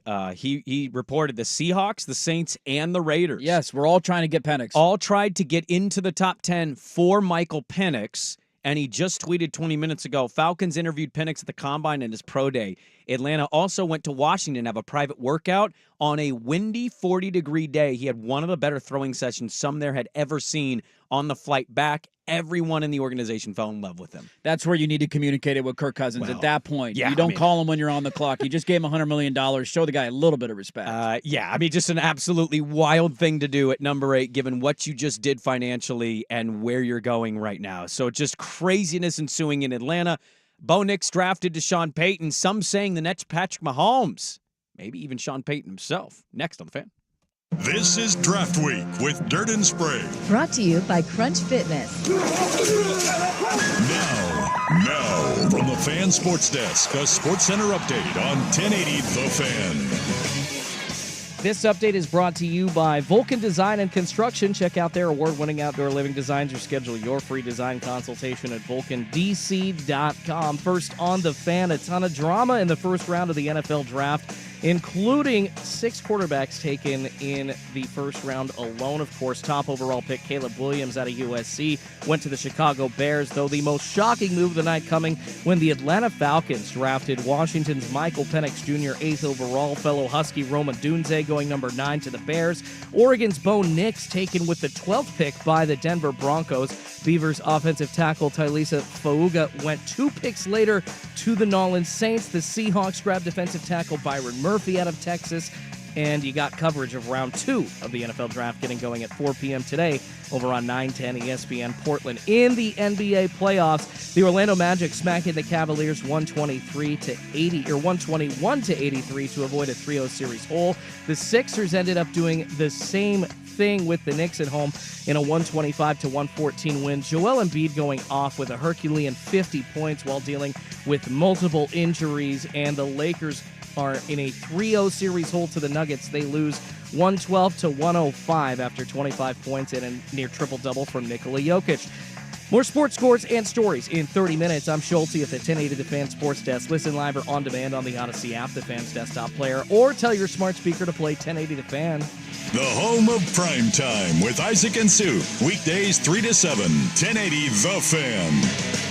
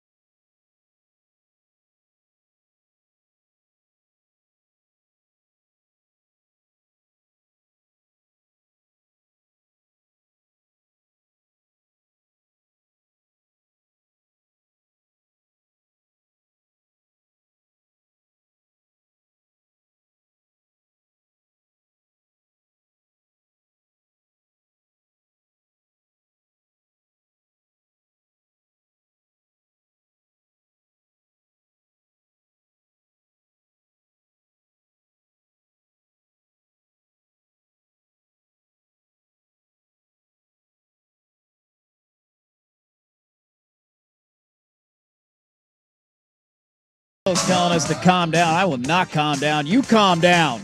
I'm fired up, man. I love the NFL draft. I love giving takes about it. None of us know what the hell we're doing. Wait, what are we calming down for?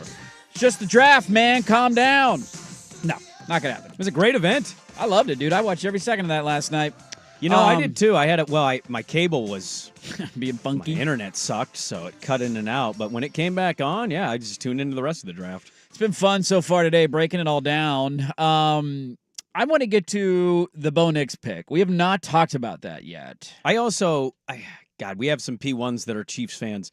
There are some Chiefs media members that I follow. The hubris of them. I mean, you win 3 Super Bowls, you get hubris. No, that's the way it works. We would be the same way if we had the situation. But you think you can do anything? yeah, like there's no chance Xavier Worthy doesn't hit. You know what I mean? And that's the beauty of having Mahomes is even if he doesn't hit, somehow the next guy I've never heard of will be amazing because Mahomes is Mahomes. That's the way it works, man. I had a feeling all night that there was going to be that run on quarterbacks, and then the first 7 picks going, I'm like, I'm an idiot. That's not going to happen. Falcons throw an absolute curveball. Penix goes 8, and then I think the other teams realized, okay, there's only 2 left that are borderline first-round picks. The Vikings make the move for J.J. McCarthy. Good luck. Good luck. Good luck. And then Bo Nix, 12th overall. You guys, I was cooking dinner, but I was following your texts back and forth as we were debating, would Bo Nix go 12th overall? Yeah. And he ended up going there. I didn't think he would. I didn't think Denver would make a move that early. I figured he was going to slip a little bit. That's what a lot of the intel said. But when you heard the name come across the wire, Bo Nix, 12th overall Denver Broncos, what was the first thought that popped into your head? I mean, similar to Penix, if you're just to go off value, it's a reach. It is. It's a reach. Now, if Nix is, and there's reporting that Peyton, who loved Patrick Mahomes, but was blindsided by the Chiefs trading up, and he had to draft Marshawn Lattimore in New Orleans. Right. He reportedly loved Nix as much as he loves Mahomes. Now, we have an audio clip that we'll get to with Peyton, but, I mean, it's a reach. Every grade of that dude was late first, early second, and again, if he hits, none of that stuff matters. But initial reaction, it's a reach. I thought they would trade, get some stuff, a thing, and then just trade back to the 20s. And if they were take Nix, I wouldn't shock me. Sure. But it was taking him at 12 with such few draft assets and a team that, needs some stuff. I just would have thought they did that, and he didn't care at all, and he took him at 12. Schultz, what popped into your head? That was literally the first thought. I mean, I texted as soon as Michael Penix Jr. got taken by the Falcons. I told Sprague, I'm like, nope, that means Bo Nix is literally, like, you can stamp his ticket to Denver. It's happening. And Sprague's like, to your point, Fuaga might be a good pick for Denver, which absolutely they would have been. Who's Bo Nix going to throw to? Who's he going to hand the ball off to? This is almost like a Joey Harrington situation in Denver. If you just lean all on him to make it happen for you, and Sean Payton has some tools to remake him, well, it's all good and well if he's talented, but who else do you have around you? So that scares me. It would have been a much better fit with LA at 19. I mean, I remember the first couple weeks of mock drafts coming out, Bo Nix to the Denver Broncos at 12 was like a done deal. And then we kind of saw workouts, combine happening, guys not throwing, but then some other things. Michael Penix's, 40 speed coming out, his health maybe not as big of a question, so he jumps over Bo Nix. So the frustration is abound. I don't think Sean Payton's going to do well with him. It would have been a much better situation to get an actual, true current day, real now quarterback guy with that philosophy in 2024, as opposed to the 2010 philosophy Sean Payton on. Cortland Sutton, Josh Reynolds, Marvin Mims. Those are your receivers from last year. There's worse receiver rooms in the NFL. I think the point that made it a little controversial was what you highlighted, and that is just their overall draft capital. They're still paying the piper a little bit with the Russell Wilson deal. They only had 3 picks in the first 4 rounds, and this was one of them. And so the thought was you trade back, you get a couple more assets, controllable rookie contracts. Maybe that's the move, and maybe he's still there if you move back to, say 20. But there just didn't end up being a lot of trades. I don't know what offers were even there for them at 12. And that's what makes it difficult. When you go to 12 and then your next pick isn't until the 3rd round, 76th overall, Nix will be gone by that point. You don't really have a lot of picks to play with to move up to another spot to go get your quarterback. So that's why I thought they'd trade back a little bit. Sure. You're kind of in no man's land at that point, and I just don't know what offers were there for them on the table. You mentioned Sean Payton. He was on with McAfee on his draft show last night. I want to play for some of that for you coming up next. And also, I love the narrative of we loved this great. We just couldn't get him in the aftermath of it. We do that a lot, and Sean Payton was a case of it. We'll get to that coming up next on The Fan. Who's stinking it up? Woo! Do not go in there. It's time for Who's Stinking It Up, a sports lowlight that's ripped from the headlines. We couldn't do diddly poo. Brought to you by Three Mountains Plumbing. Schedule your appointment online at threemountainsplumbing.com. Cavs bringing all the vets in. Morris throws it away, Suggs the other way, chops his steps into the air. Oh, windmills it down, squeezing the orange in Orlando. Hey, look at Kevin Calabro calling a playoff game. Not for the Blazers, though. He's calling it for NBA TV Orlando hosting Cleveland. And the Magic win 121-83. The Cavs shot 23.5% from 3, 39 from the field. Let's play that fun game, stinking it up. When's the next time Kevin Calabro is going to call a Blazer playoff game? Will he call another Blazer playoff game?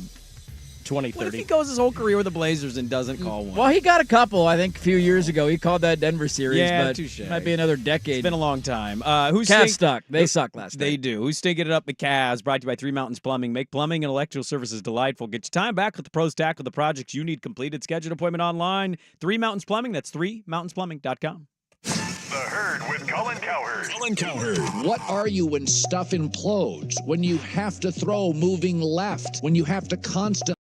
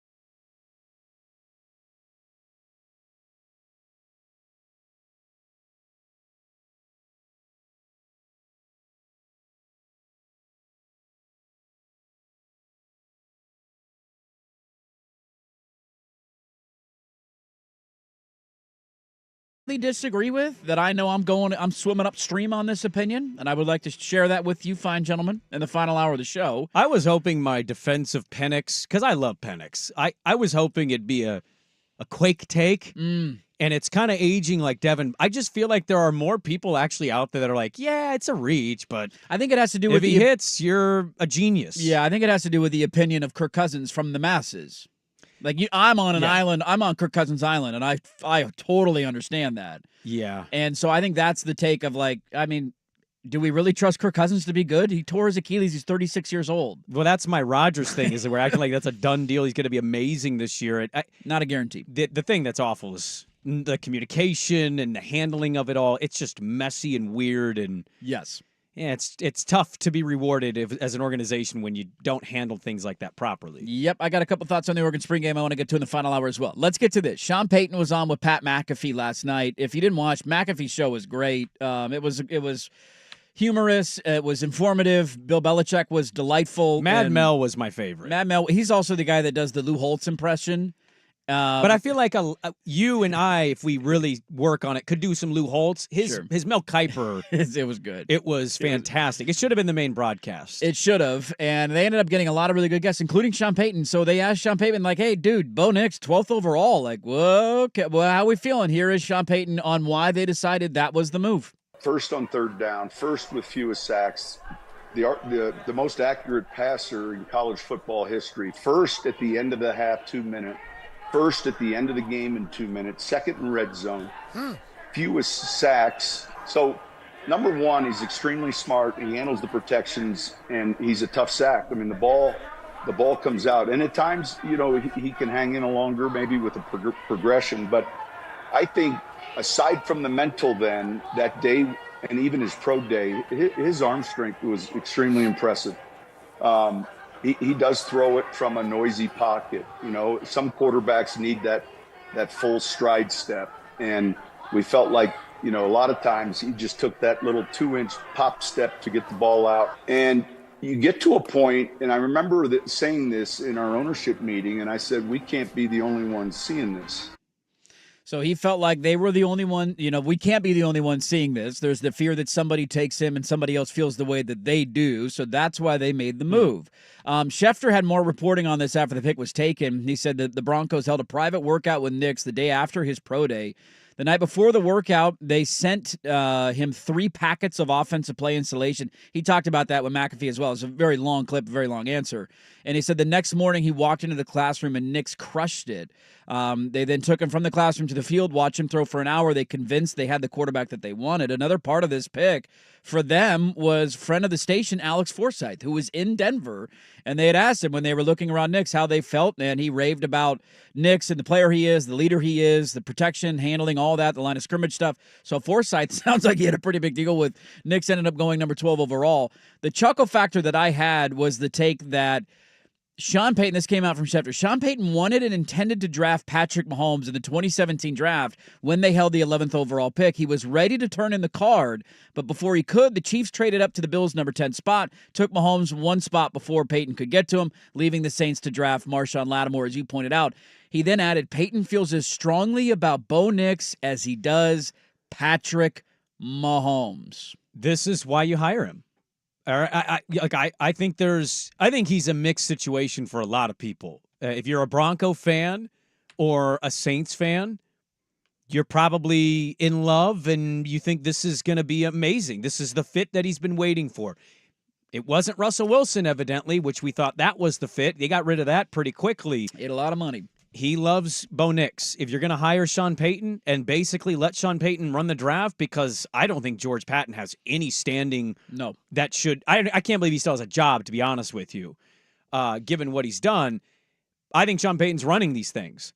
If Sean Payton's that in love with him, and you're going to mention the Mahomes thing, which I don't think it's coincidence that gets mentioned to Schefter, okay. All right, I'm not as high on it, but I'm not Sean Payton. I don't know the nuances of football quite like Sean Payton, but this is why you hire him. You have to allow him to choose who he wants to choose and either go down with the ship doing it or show everybody that they're wrong. We can nitpick Bo all day. I think we could nitpick a lot of these quarterbacks, really. Some of the stuff he's echoing there, it's like, yeah, some of those stats are amazing. He also had an amazing offensive line last year. Mm-hmm. And I think omitting that of like first and this, first and that, yeah, well, it helps when all the hogs up front are amazing and JPJ is probably going to get drafted today in round 2, and you still got a bunch of studs that are coming back this season for Oregon. So I think there's a give and take. I said meh to Bo Nix yesterday when we did it, so that's why my position is my position. But we'll have to wait and see. Sean Payton could have the last laugh, but it by everybody's estimation, it seemed like a bit of a reach for a team that kind of needs more assets. Yeah. You know, the end of Sean Payton's clip there talking about the speed at which Bo Nix can get rid of the ball in a very busy pocket, compared to quarterbacks that really, need a very, like 3 extra yards. They need a very set amount of time.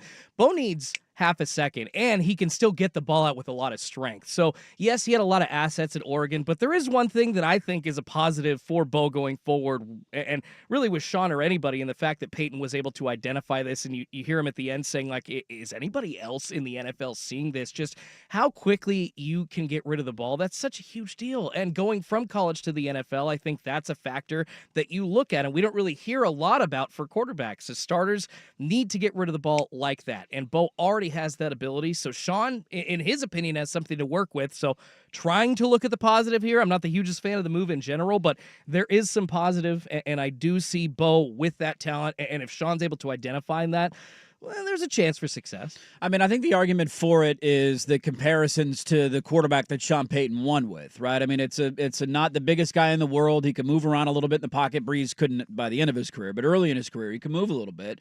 And a lot of their strength was built on an underneath quick passing game. And so the knock on Nix has been he's checked down Charlie.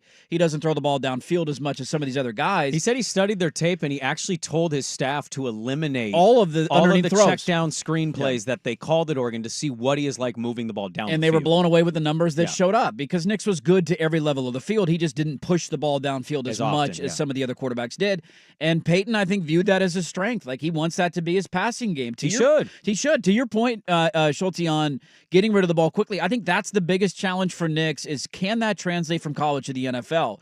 At Oregon, he was basically an offensive coordinator on the field. He was changing protections. He could call whatever plays he wants. That's not the way that it works for every quarterback at that level. His understanding of where pressure's coming from, his understanding of what defense he's facing, and understanding quickly, all right, there's going to be a free rusher here. I know they're in cover 2, so this slant's going to be open or this flat route's going to be open. And just moving the ball down the field and being safe and protecting the football, that was his biggest asset in college. Now, can it translate to the highest level? That's a $1 million question that nobody knows the answer to. I think if you were hoping for Nix to be successful in the NFL, the Rams was the best destination possible. There was scuttle. They were trying to move up, but they didn't end up moving, and then they took Verse from Florida State. They did. And there was a report they wanted to get in the top 10, but not for a quarterback, so it was maybe a Rome. Maybe a wide receiver, maybe an offensive lineman. I don't know where they were going, but that was probably the best fit. I think if you're looking for fit number 2, because Nix and Minnesota were never really connected, this was the second best fit. I mean, it's Sean Payton who's won with a quarterback with a similar skill set, accurate, doesn't push the ball downfield a ton. That was kind of Drew Brees. So we'll see how it plays out. Peyton says he's the next Patrick Mahomes. Good luck living up to that. It's certainly an expectation. I think that's the other thing is it's one thing to get drafted in round 2. It kind of changes the pressure and the viewpoint, right? Like the expectations are totally different. Penix at 8, Nix at 12. This is the minute Penix can play, you better be ready. And Nix is going to come in and maybe compete and get the starting gig day 1 because their quarterback room sucks. You want Zach Wilson playing for you? And this applies to everybody. This is not Bo Nix specific. Muddy pockets in the NFL, much different than what college is. Yep. The equivalent of Tez Johnson and Troy Franklin and what the system or Evan Stewart talked about this. He came to Oregon because he saw the stats and was like, holy crap, look at what they run. I don't know if they have a target on their roster currently that's going to be as open as Tez Johnson was getting at some points. Yeah. And the only other thing I kind of wonder is the defense. Again, every quarterback has this part. Yeah, they saw different coverages in college. They can identify things on the whiteboards. These defensive coordinators in the NFL and the speed in which these players operate, you haven't seen this. You can tell me you know what a cover 2 is, or, oh, they're in this coverage, but they're actually doing this. They're going to break into this. It's great that you can identify that stuff. And again, this goes for everybody. Yes, then you're Sam Darnold on the sideline saying, I'm seeing ghosts out there. Yeah. It changed quickly. Yeah, and if his offensive line, man, I don't know how you feel about that offensive line. Russ was holding the ball too much last year and taking bad sacks. Not great. Learn to get rid of the football. Don't find yourself holding on to that thing because you're going to get your ass kicked. So And Sean Payton, just in general, I think is interesting. I think he's one of these legendary coaches that has a lot on the resume. But, man, that Russell Wilson thing was so awful.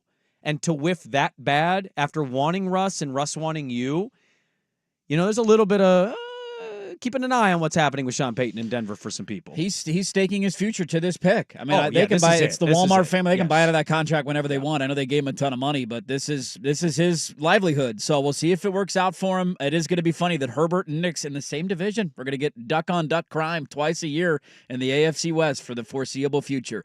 Lots to get to draft-related in the final hour. I got some fun with audio, fans reacting. One of the funniest comments I've ever heard from a parent, just not fully understanding the question. Some thoughts on the Oregon spring game. We'll get you set for the weekend in sports. Loaded. Don't go anywhere. Dirt and Sprague on 1080 The Fan. For more than 50 years, PG Long has been helping the Pacific Northwest with floor covering, cleaning, and restoration, specializing in working with multifamily properties and contractors. The team at PG Long are not only product experts, they have the experience and expertise to solve all your flooring needs. Whether you're building new homes, reflooring your rentals, or you need a repair done ASAP, the team at PG Long is ready to save you time, money, and hassle. Find them online at pglongllc.com.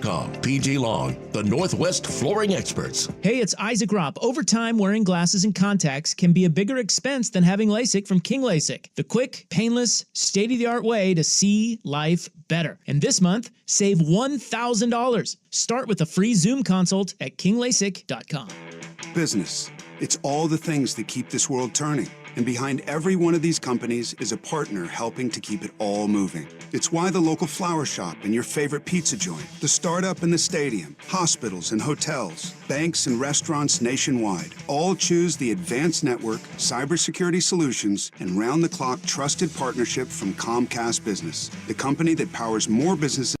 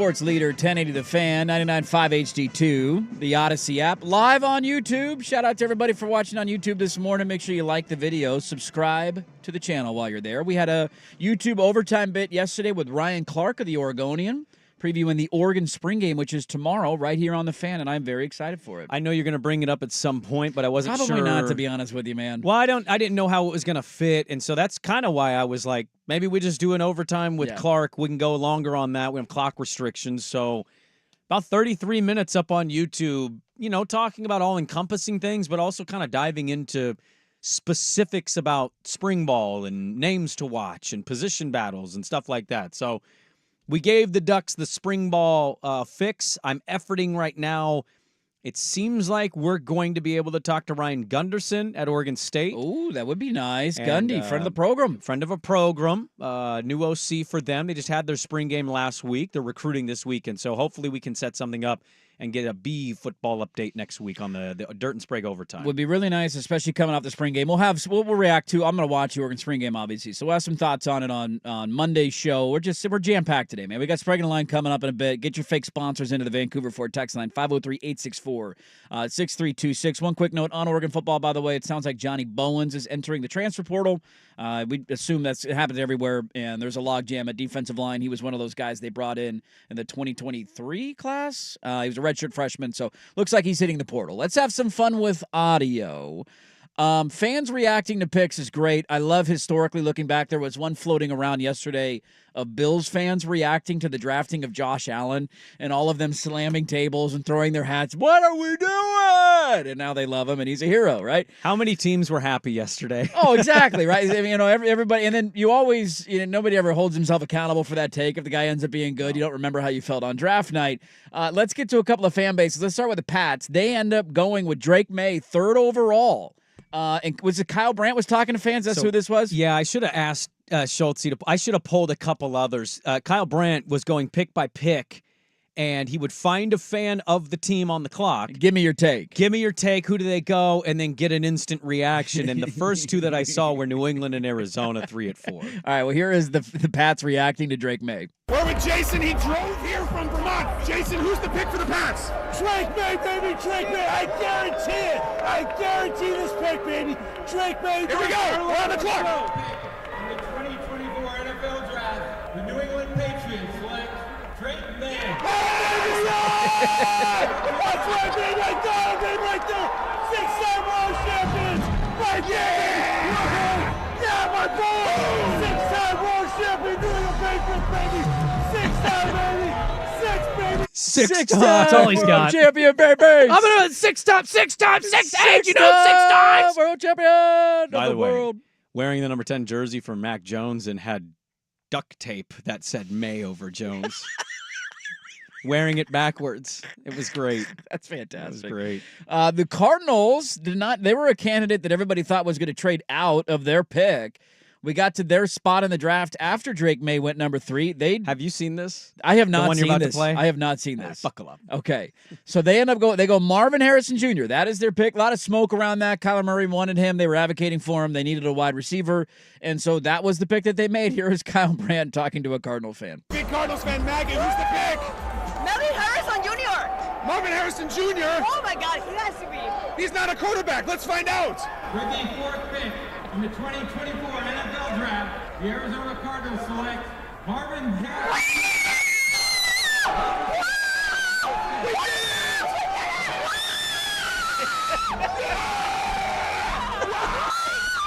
That's Comic-Con for sports nerds, man. It really is. Can I give you a take? Yeah. I think there's nobody that loves the Arizona Cardinals that much. That's a paid actor.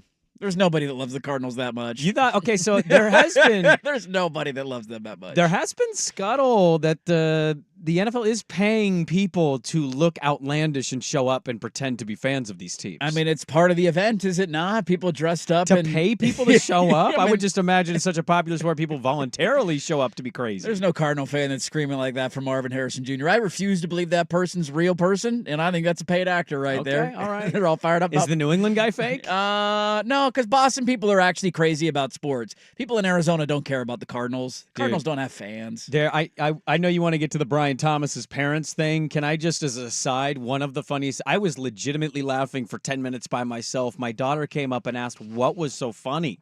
This was great.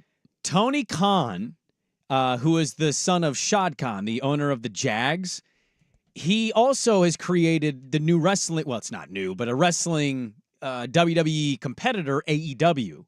And they're kind of struggling right now. Their viewership numbers are dropping. They had a pay-per-view event that did not do well because their storyline was dumb, I guess. Anyways, in this event, Tony Khan, who is the Vince McMahon of the organization, he got a pile driver done to him.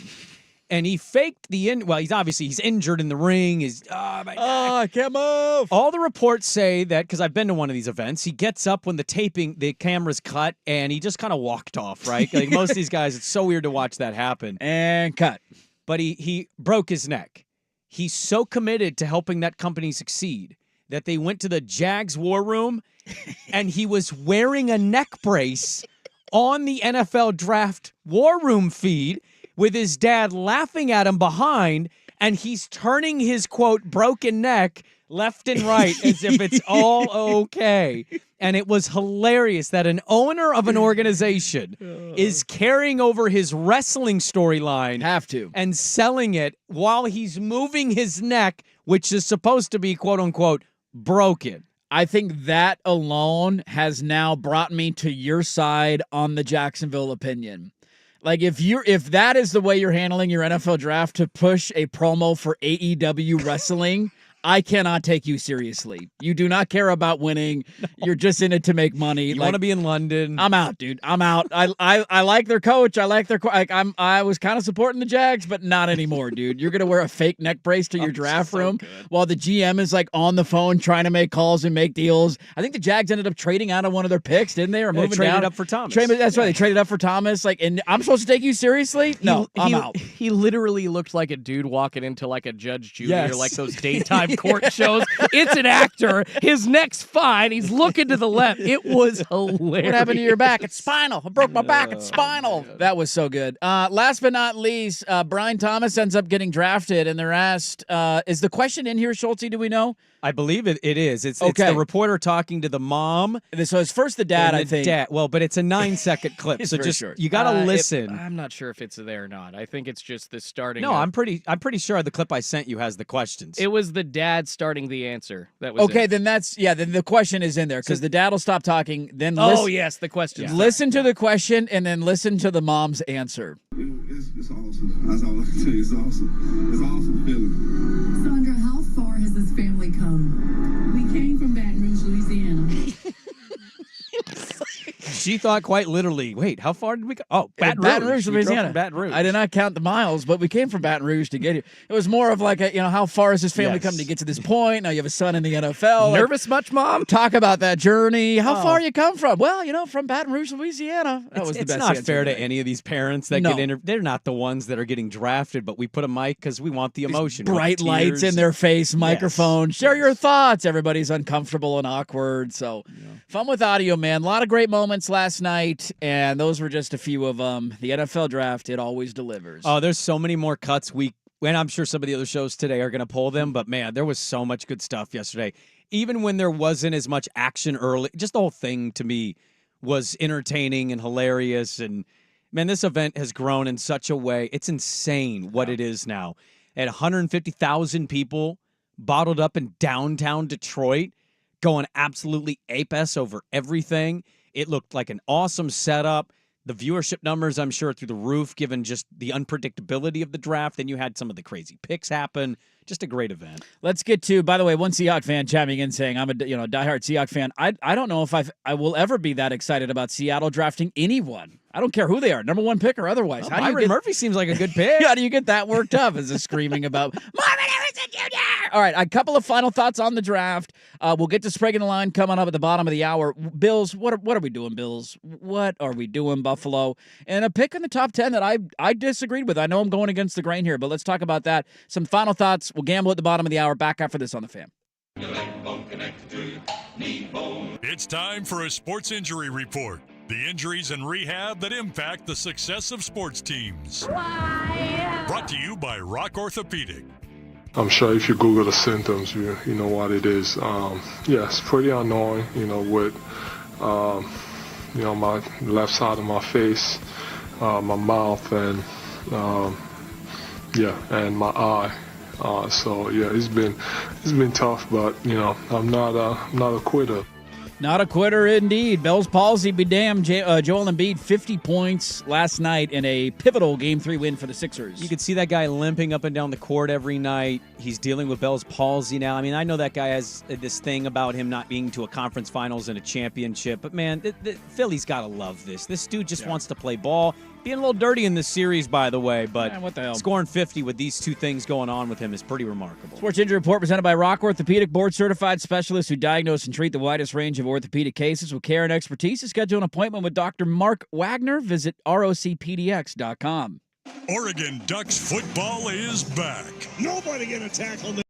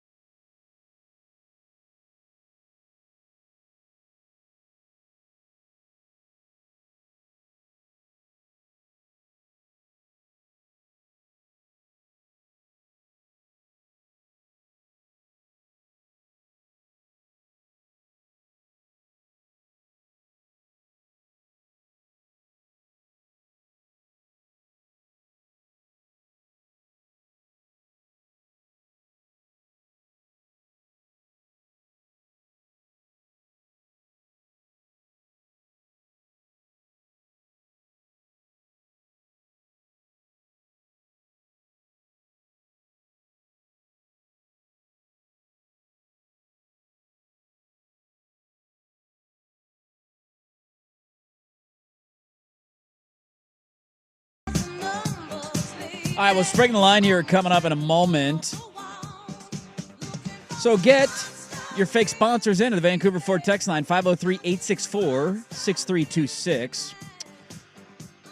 Buffalo Bills, what are we doing? What are we doing, Buffalo Bills? There were a few what are you doings, I think, in the first round. We already talked about a couple of them for obvious reasons, but outside of the obvious quarterback ones, I thought there were a few what are you doing here? And it's not even necessarily that I disagree with the strategy of trading down and getting more picks. I still think there are good wide receivers available for them to go get. It was more just about the team that you traded with. So Buffalo years ago traded the 10th pick to Kansas City. Kansas City took Patrick Mahomes with that pick. They can't get through the Chiefs in the playoffs. There's this like brick wall that they cannot climb over. And then here you are at the end of the first round, and the team that you trade the 28th pick for or two is Kansas City to allow them to go get another weapon for Patrick Mahomes. I have no clue how Xavier Worthy's going to do. He broke the 40-time record at the Combine. Maybe he's a Darius Hayward-Bay. Maybe he's a Tyreek Hill. There's a little bit of that with some people, depending on what you read. But, dude, it's the optics of it, and everybody tweeting last night, can't we all just envision a divisional round playoff game where Xavier Worthy torches Buffalo over the top, and you're just like, dude, of all the teams you could trade with, it's just the optics of it. Not a terrible deal. They ended up trading back again with somebody else. Was it Carolina? Carolina, that's right. The last pick of the first round. Leggett, the receiver out of South Carolina. And so they wanted to stockpile some more picks. Again, I still think there are good wide receivers available that you can go get. I don't even know if Xavier Worthy's the best of that bunch. It just was the optics of trading with Kansas City again, the team that you can't beat in the playoffs. Yeah. I was like, dude, I'm not answering that phone call. Well, I was wondering about this, not because of Xavier Worthy. I don't know what to make of him. He's got Mahomes. Like, they could have drafted any position. You have Mahomes. Like, okay. If you can catch and run around, Mahomes, you'll be good. I just love that Xavier Worthy was a slam dunk receiver pick for everybody. He was picked at 28. Yep. Right? Like, he might do well. He's certainly in a system that can fare well for himself, and Mahomes is Mahomes. Here's my only take on Buffalo. I actually thought Belichick made the best point of this. You cannot operate as an organization under the how do we screw other teams thinking. Now, it's not good from optics because you just traded Diggs, and I certainly am wondering the same thing, having been somebody that says it might be an addition by subtraction because Diggs is a little bit of a malcontent. Diva doesn't like his quarterback half the time. Goodbye. We don't need to deal with the headache. You still need a wide receiver. Well, they also need some defense. So here's the thinking here. You cannot be scared of Kansas City trading with you because they're Kansas City and you have a Kansas City playoff problem. That would be kind of ridiculous to operate under that umbrella. I kind of thought naturally Debo destination. They're desperate. The noise is out that San Francisco's shopping Debo more so than Ayuk. Pearsall and Ayuk have a relationship. That's why maybe the Niners took him. Also, get quick, smaller, fast guys that can break routes quick. Brock gets rid of the ball. There you go. Let the speedsters and playmakers make plays. Mm-hmm. Now, Josina Anderson saying it's Patriots, Niners. We talked yesterday. Teams that partner when trade with each other. Oh, look at that. Who traded with each other with Jimmy Garoppolo? So New England might emerge here and get Drake May, Deebo Samuel. Seems like it could work out really well for them. He needs a weapon. Let's wait to see what Buffalo does in the draft.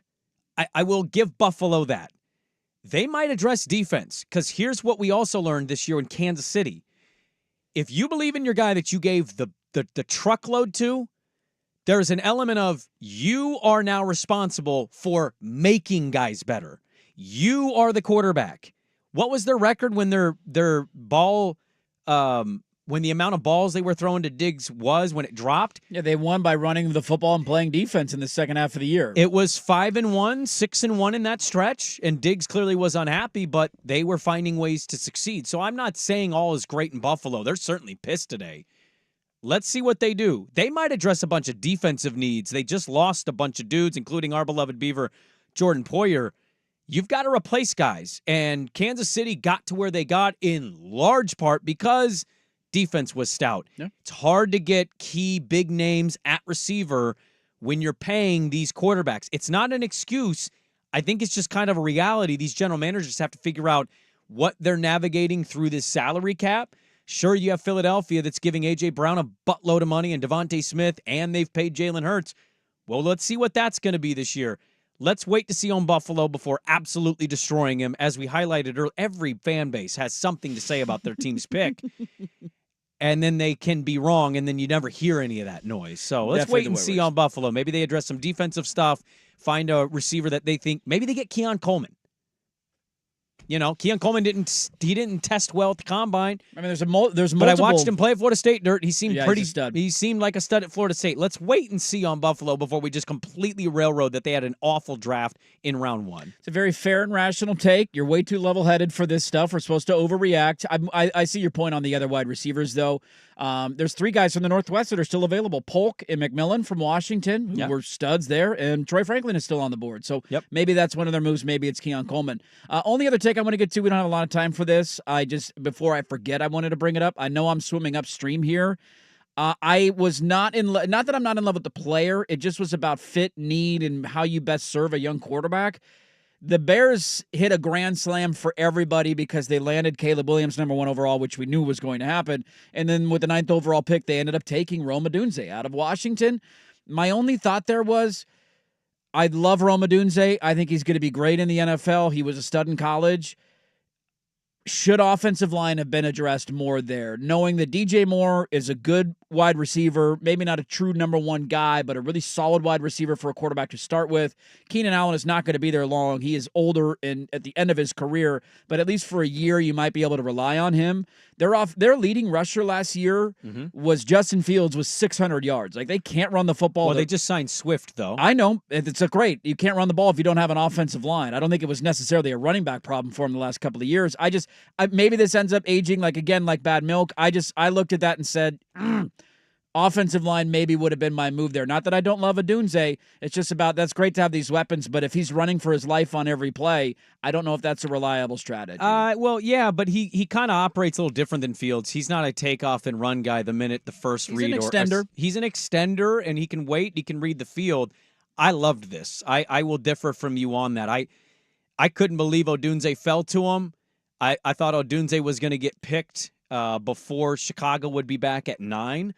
But he wasn't. And Keenan Allen's not a trustworthy health player, prospect to me. It's a one-year guy that you can maybe rely on. We had one of his healthier years last season and great production. He's an amazing player when he's healthy. I just don't know if I can trust that. So what happens if he goes down? Well, you might have a guy that's already number 2 pushing to be a number 1. I think DJ Moore is a number 1.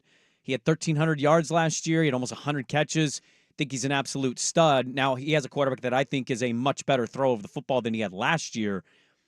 They seem to like their tackles in Chicago. I hear you, but they didn't evaluate an offensive line prospect. And, oh, by the way, they're at 9. Maybe the guys they love, the J.C. Lathams of the world, they got taken. So they move off. They like 2 guys. The other guys, my guy Fuaga, maybe they didn't have him high as rated. And they said, you know what, let's just lean into it. Our coach is defensive-minded. We've got a stout defensive tackle and lineman. We've got secondary pieces for sure. Let's just trust the defense gets better. Let's give this guy even more weapons to play with, especially if they have injury concerns with Keenan Allen. I love it. I think this is a great spot for Rome Odunze, and Caleb is certainly coming into a situation. Weapons-wise, dude, they're loaded. If they all stay healthy, they're loaded. I think they can push for that 7 wild card. They won 7 games last year. They did. I think they can take a step. Well, lots of takes, man. We don't have enough time to get to them all today. There's going to be more from the weekend. We'll see who ends up going today. What do we got? Rounds 2 and 3 today, right? And then we get the rest over the weekend. Is that how it works? Yes. Sure. I think they split it now. Yeah, 2, 3, 2, 4, 3, 5, and then 4, 6, 5. 7. Yeah. 6, Okay, 7. so we got a lot to react to. There's going to be a lot of Northwest guys that will go over the weekend. We'll recap all of that on Monday, but that will put a bow on our NFL draft conversation. Let's do some gambling. Hey, the Friday parlay of the day is on a 1-week winning streak right now. Oh, man. Call the press. It's hot. The Friday parlay of the day. It's hot, okay? So you're going to want to hear these picks. They're coming up next. Get your fake sponsors into the Vancouver Ford text line. First, here's Schultze with SportsCenter. This is Draft Week with Dirt and Sprague. Brought to you by Crunch Fitness. Now, from the Fan Sports Desk, a SportsCenter update on 1080 The Fan. First on The Fan, a ton of drama in the first round of the NFL draft. 23 offensive players taken, including 6 quarterbacks. USC's Caleb Williams, first overall to the Chicago Bears. Like everyone expected, the most shocking move of the night, though, coming when the Atlanta Falcons drafted Washington's Michael Penix Jr. at 8 overall. Fellow Husky Rome Odunze going next to the Bears to join Caleb Williams. Oregon's Bo Nix taken with the 12th pick by the Denver Broncos. Beavers offensive tackle Talisa Fuaga taken 2 picks later to the New Orleans Saints. The Seahawks grabbing defensive tackle Byron Murphy out of Texas at 15 overall. And, of course, he got coverage of round 2 of the NFL Draft getting going at 4 p.m. today over on 910 ESPN Portland. In the NBA playoffs, the Magic smacking the Cavaliers 121-83 to avoid a 3-0 series hole. The Sixers managed to do the same against the Knicks at home with a 125-114 win. The Lakers, though, end up getting into a 3-0 hole to the Denver Nuggets, losing 112-105. Nikola Jokic scoring 25 points and near a triple-double. He got a triple header of games on ESPN today. Dame Lillard and the Bucks going for a 2-1 series lead against the Pacers at 2:30. Then Dallas hosts the Clippers as a 4.5-point favorite after that, also going for the series lead. Finally, the Timberwolves going for a 3-0 lead against the Suns in Phoenix at 7:30. More sports scores and stories in 30 minutes. I'm Schulte at the 1080 The Fan Sports Desk. Listen live or on demand on the Odyssey app, the Fan's desktop player, or tell your smart speaker to play 1080 The Fan. Save the date. The 10th Annual Fan Golf Classic presented by Autotown GMC at Langdon Farms Golf Club will tee off on Thursday, July 11th. Keep it on the Fan for details.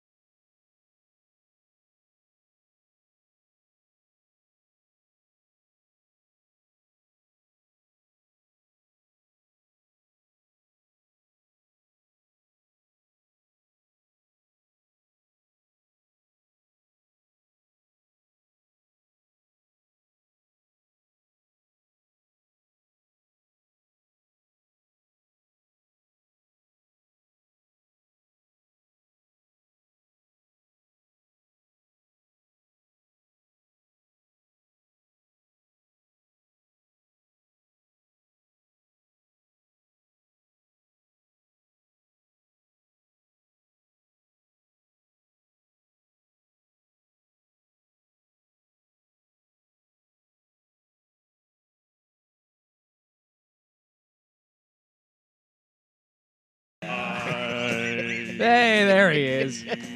I can fill it for you, sort of. Schultze's got the voice of an angel, man. I can sing better than Schultze. Oh, can you? I love Patrick, but that was weird. Yeah, who ended up winning your singing competition? Did you blow him out? Yes. I think the 68 to 32, 70 to 30, something like that. Did we do a full vote on that of who won? Was there a poll question involved? Okay. There were 2 polls, and we did 3 different genres. Patrick has a great voice. He does have a good voice. As I said on the air at the time, I think it's just apples and oranges. But once again, I will say that was just weird. Like, I think I could sing better than you. You know, what if I came in and said, hey, I think my Johnson's bigger than yours. Let's lay him on the table right now. It almost felt like that. It was close. I'm going to have a ween off here. Put that on a T-shirt. Let me check my ween out. Yeah. Call me. I'll come over and eat it. I bet it's delightful. What? Sprague and Line brought to you by 6 to 9 a.m., 1080 The Fan phone line. Even the phone line has a higher probability of connecting than a Sprague winning pick. Come on. It's the low blow, dude. Low blow, bro. I literally was late to the segment talking about that issue behind the scenes. Come on. Sprague and Line brought to you by old men becoming old ladies. Sassy Swag is looking like a gilf these days. Whoa! Coming in hot today. We're coming in hot. People aren't messing around. I got to stop saying things that are ridiculous. But You do. somewhat true. Like, some truth to it. Sprague and Line brought to you by Roger Goodell's chiropractor, flush with cash after all those bear hugs wrecking his back. Did anybody else think he was high as a kite last night? Anybody else? He was slurring his words. I wouldn't have been surprised if you told me he was on some pain meds. They He said had he the, had back surgery 3 weeks ago. And He had the shirt unbuttoned, too. He's going like super cash. also the initial, like, hello to the crowd being booed, but still looking befuddled why they'd be booing him. What's like, going on? lean My into wife it. asked that yesterday. He walked out, and we were watching the start of the draft, and she's like, are they booing him? And I was like, yeah, everybody boos him. And she was like, why? And I was like, well, he's the commissioner. So you boo the boss and pisses off fan bases. I saw a headline before that said, hey, players might not be able to give him hugs the same way because They didn't care. Well, no, so Caleb came out first pick, gave him like a bear hug. And I surmised because of that, well, then Roger must be on a ton of painkillers. Welcome back to the draft. Coming up next. First of all, I would never be bothered by 100,000 people booing me just because I exist if I made $55 million a year. I'll trade that, dude. You could throw tomatoes at me if you pay me $50 million a year. There's been other years where he's like, yeah, let me hear it. Well, that was my thing is I would kind of be wrestling heel. I'd do this. I'd like signal to my ear, and then I'd lean into the mic like, that's it? That's all you got, huh? I can't hear you. Come on, Detroit, bring it. Sprague and Line brought to you by Dirt's confidence in outrunning an alligator, still more realistic than winning a Sprague bet. That is true. You One can of the outrun. worst wall when she looks at his nameplate. Also, wasn't thrilled that I called her a gassy lady on the show. That one wasn't received well when I got home. I tried to save you, and you claimed that she loved it. For some reason, it was not well received. Hey, my wife and I like to do Dutch ovens to each other. What the hell would you ever reveal that for? Yeah, we do. Who doesn't like a good Dutch oven, dude? How do you cook at night? Sprague and Line brought to you by the New York Jets. Just like Sprague's picks, we start the draft with excitement and end it with disaster. Are the Jets not excited about their picks? Do we not like? Jets didn't like what they did last night. They got an offensive lineman. How do you get? I mean, I think it's a need you obviously have. I didn't get to it in the last segment. My biggest question mark was the Raiders taking a tight end. First of all, a tight end that just fits right up Antonio Pierce's alley.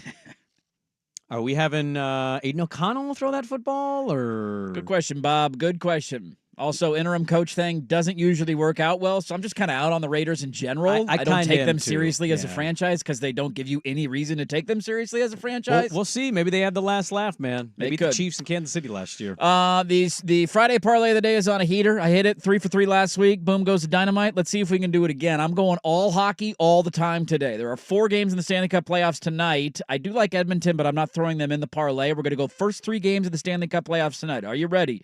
The Caps suck. Rangers are going to sweep them. They're up 2-0. Tonight makes it 3-0. You throw Rangers money line. They're on the road. I don't care. Give me Rangers money line. Preds back at home after evening the series at a game apiece. You could argue they probably should have won game 1. They're back in Nashville. Tough place to play. The Vancouver Canucks are not ready for that atmosphere. Take Preds money line. And then the Avs, who also very well could have won game 1 in Winnipeg. They're back at home. Had a nice win in game 2 on the road. I think they go out to a 2-1 series lead at home for the first time in this series. Rangers, Preds, Avs, money line parlay of the day, plus 366. Boom goes the dynamite. Beat the books. I will go Bucks plus 6 at Indy. You like the Bucks tonight, huh? I said plus 6. Okay, just covering. You're not sure if they win? I think that's going to be a close game. Okay. I will take the Clippers plus 4.5 against Dallas, despite my rooting interest there. But I think it's going to be another close game. And I'm also going to take Minnesota plus 5. Anthony Edwards had an awful game too. They smoked him. What's going to happen if he has a great game 3? No pushback from the Suns, you think? At home, game 3? I think there's pushback. Okay. I just think this is a closer margin than 5. I think this could be a 3-point game, if not a Minnesota win. It's and I'll take Carolina to throw in that parlay. I'll have a 4-team or so. Screw your 3-team. Carolina is going to sweep the Islanders. Okay. It's a Saturday pick, bonus pick. Yeah, well, hey, it's Sprague and Line. It's a weekend situation. That it is. All right, Carolina Hurricanes. Schultze, what do we like today? What's your big parlay? You got a 13-team parlay? Actually, last night I was on my way to another 12. Like literally 8 or 9 legs were done. Damn. And then the Colorado Rockies, who were losing 9-4, I Came back and believe. beat the Pods. Yeah, like literally They in the did. bottom of the 8th inning with a Yes. 3-run homer, 3 wild pitches, 2 doubles, and Bad loss for San Diego. it was like the parlay gods said, we are not letting this happen 2 days in a row. But anyways, let's see. Mariners are plus money tonight on the money line against the Diamondbacks at home. I love that pick. So I'm going straight up Mariners on the money line. Trident's up. Yeah, let's go. Coming back home, they've been hot. Cal Raleigh's coming back from his tooth. Already hit a homer while he had a sore tooth. So Why are you doing that? I shouldn't. Why are you doing that? I'm not. I'm not doing anything. You're laughing. Go at it. Mariners. Yeah. Go Mariners. Shut up. How are your Giants doing? I think we have basically the same record Exactly. as the Mariners. Yeah. Also, Then what do you have to say? How about you just get to a World Series? How about you get to a World Series? And then, maybe. Aren't you the only organization now that hasn't been to one? I believe so, yeah. Shut up. All right, you're right. You're right. Moving on. Hey, The White Sox have been to one. They've won They've one. won one. They have. Mariners are plus 2,000 to win it right now. There's a bet for you today. Clippers, Mavericks. I do believe they're going to go over 213 tonight. I like It's a little dangerous with these over-under numbers because for the first 2 games of every playoff series, it seemed like Vegas couldn't set the numbers low enough for Yes. that, and they just kept hitting every under, but I think that's a good 213's a good one. Luka's probably going to go off tonight, and I would assume Kawhi and Harden are going to have good nights. I see the over there. And let's see, the Milwaukee, Indiana under I also like. 223.5, I think that's under. So under there, the over for the Minnesota game, and then the Mariners plus 110 to win. There you go. Sprague in the Line brought to you by Brian Thomas's parents. Whether it's nerves or low IQ, they got you covered. And Sprague in the Line brought to you by 1080 The Fan personalities. Insane takes like fighting a hippo, taking a punch from Tyson, and not being scared of a gator. They're all more likely to win than a Sprague pick. Was that when you were out? I think it was when you were out. Will Ortner, when the Jake Paul Tyson fight, it actually broke at 6:15 a.m. You guys got breaking news that day. That's right. It's on Netflix, huh? So we came back and I was like, dude, I'm in. I don't care how bad this is probably going to be. And is it free on Netflix or do you have to pay? Is it pay-per-view or is it just on Netflix? I believe it's on Netflix. Okay. Much like the Brady roast on May 5th. Then I'll definitely watch. Will Ortner maintaining he could take a punch from Mike Tyson and not get knocked out. Where is he getting punched? In the face. Take a right hook and not get knocked out, or an uppercut and not get knocked out. From Mike Tyson. Yeah, he's an idiot. There was a lot of that. That's worse than my Gator take. Yeah. That's now worse. he is he played D2 football. He's a big dude. He did, but like not defending yourself, just taking one right to the jaw. Oh, no, I think he'd knock you out if you do defend yourself. He's That's Mike true. Tyson. I don't care if he's 57. Sure. I just saw him punch a bag and I felt bad for the bag. You're Will Ortner. You've never been in a boxing match. When he said, "You think Eminem was looking at the commissioner like, yeah, I remember my pill days." Well played, folks. Well played. There you go. Sprague in the Line every Friday. Win some money this weekend. Let's wrap it up. And boy, oh boy, is it a sports weekend. We'll close it up there next on The Fan.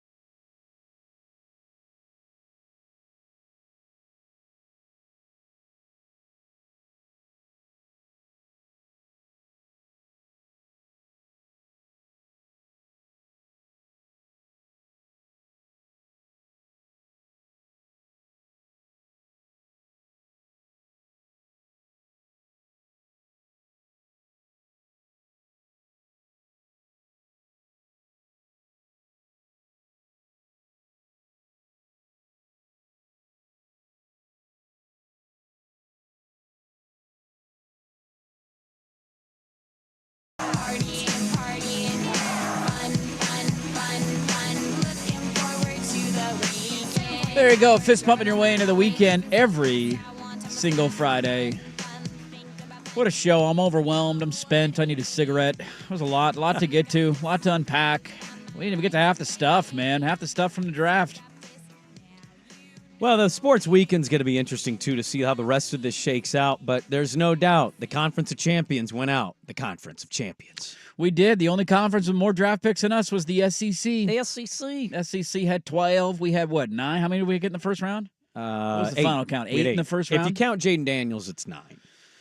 I don't think you technically can because he finished in the SEC. Because then they could count Knicks in the SEC. Like, how does that work? You got to go last school. Last school he played for. I just love how did this happen? Like, you've been paying attention? It's our first great year, and we lost the LA schools. We did. How is this not an easy thing to answer? Remember when it was reported that it was a done deal and this was going to happen, and then that didn't happen? Remember when that was the case? We're going to get the same deal as the Big 12. It's a done deal. It's going to be on 3 networks. We get the same deal as the Big 12. It's all How did this happen? They didn't get the deal. I don't know.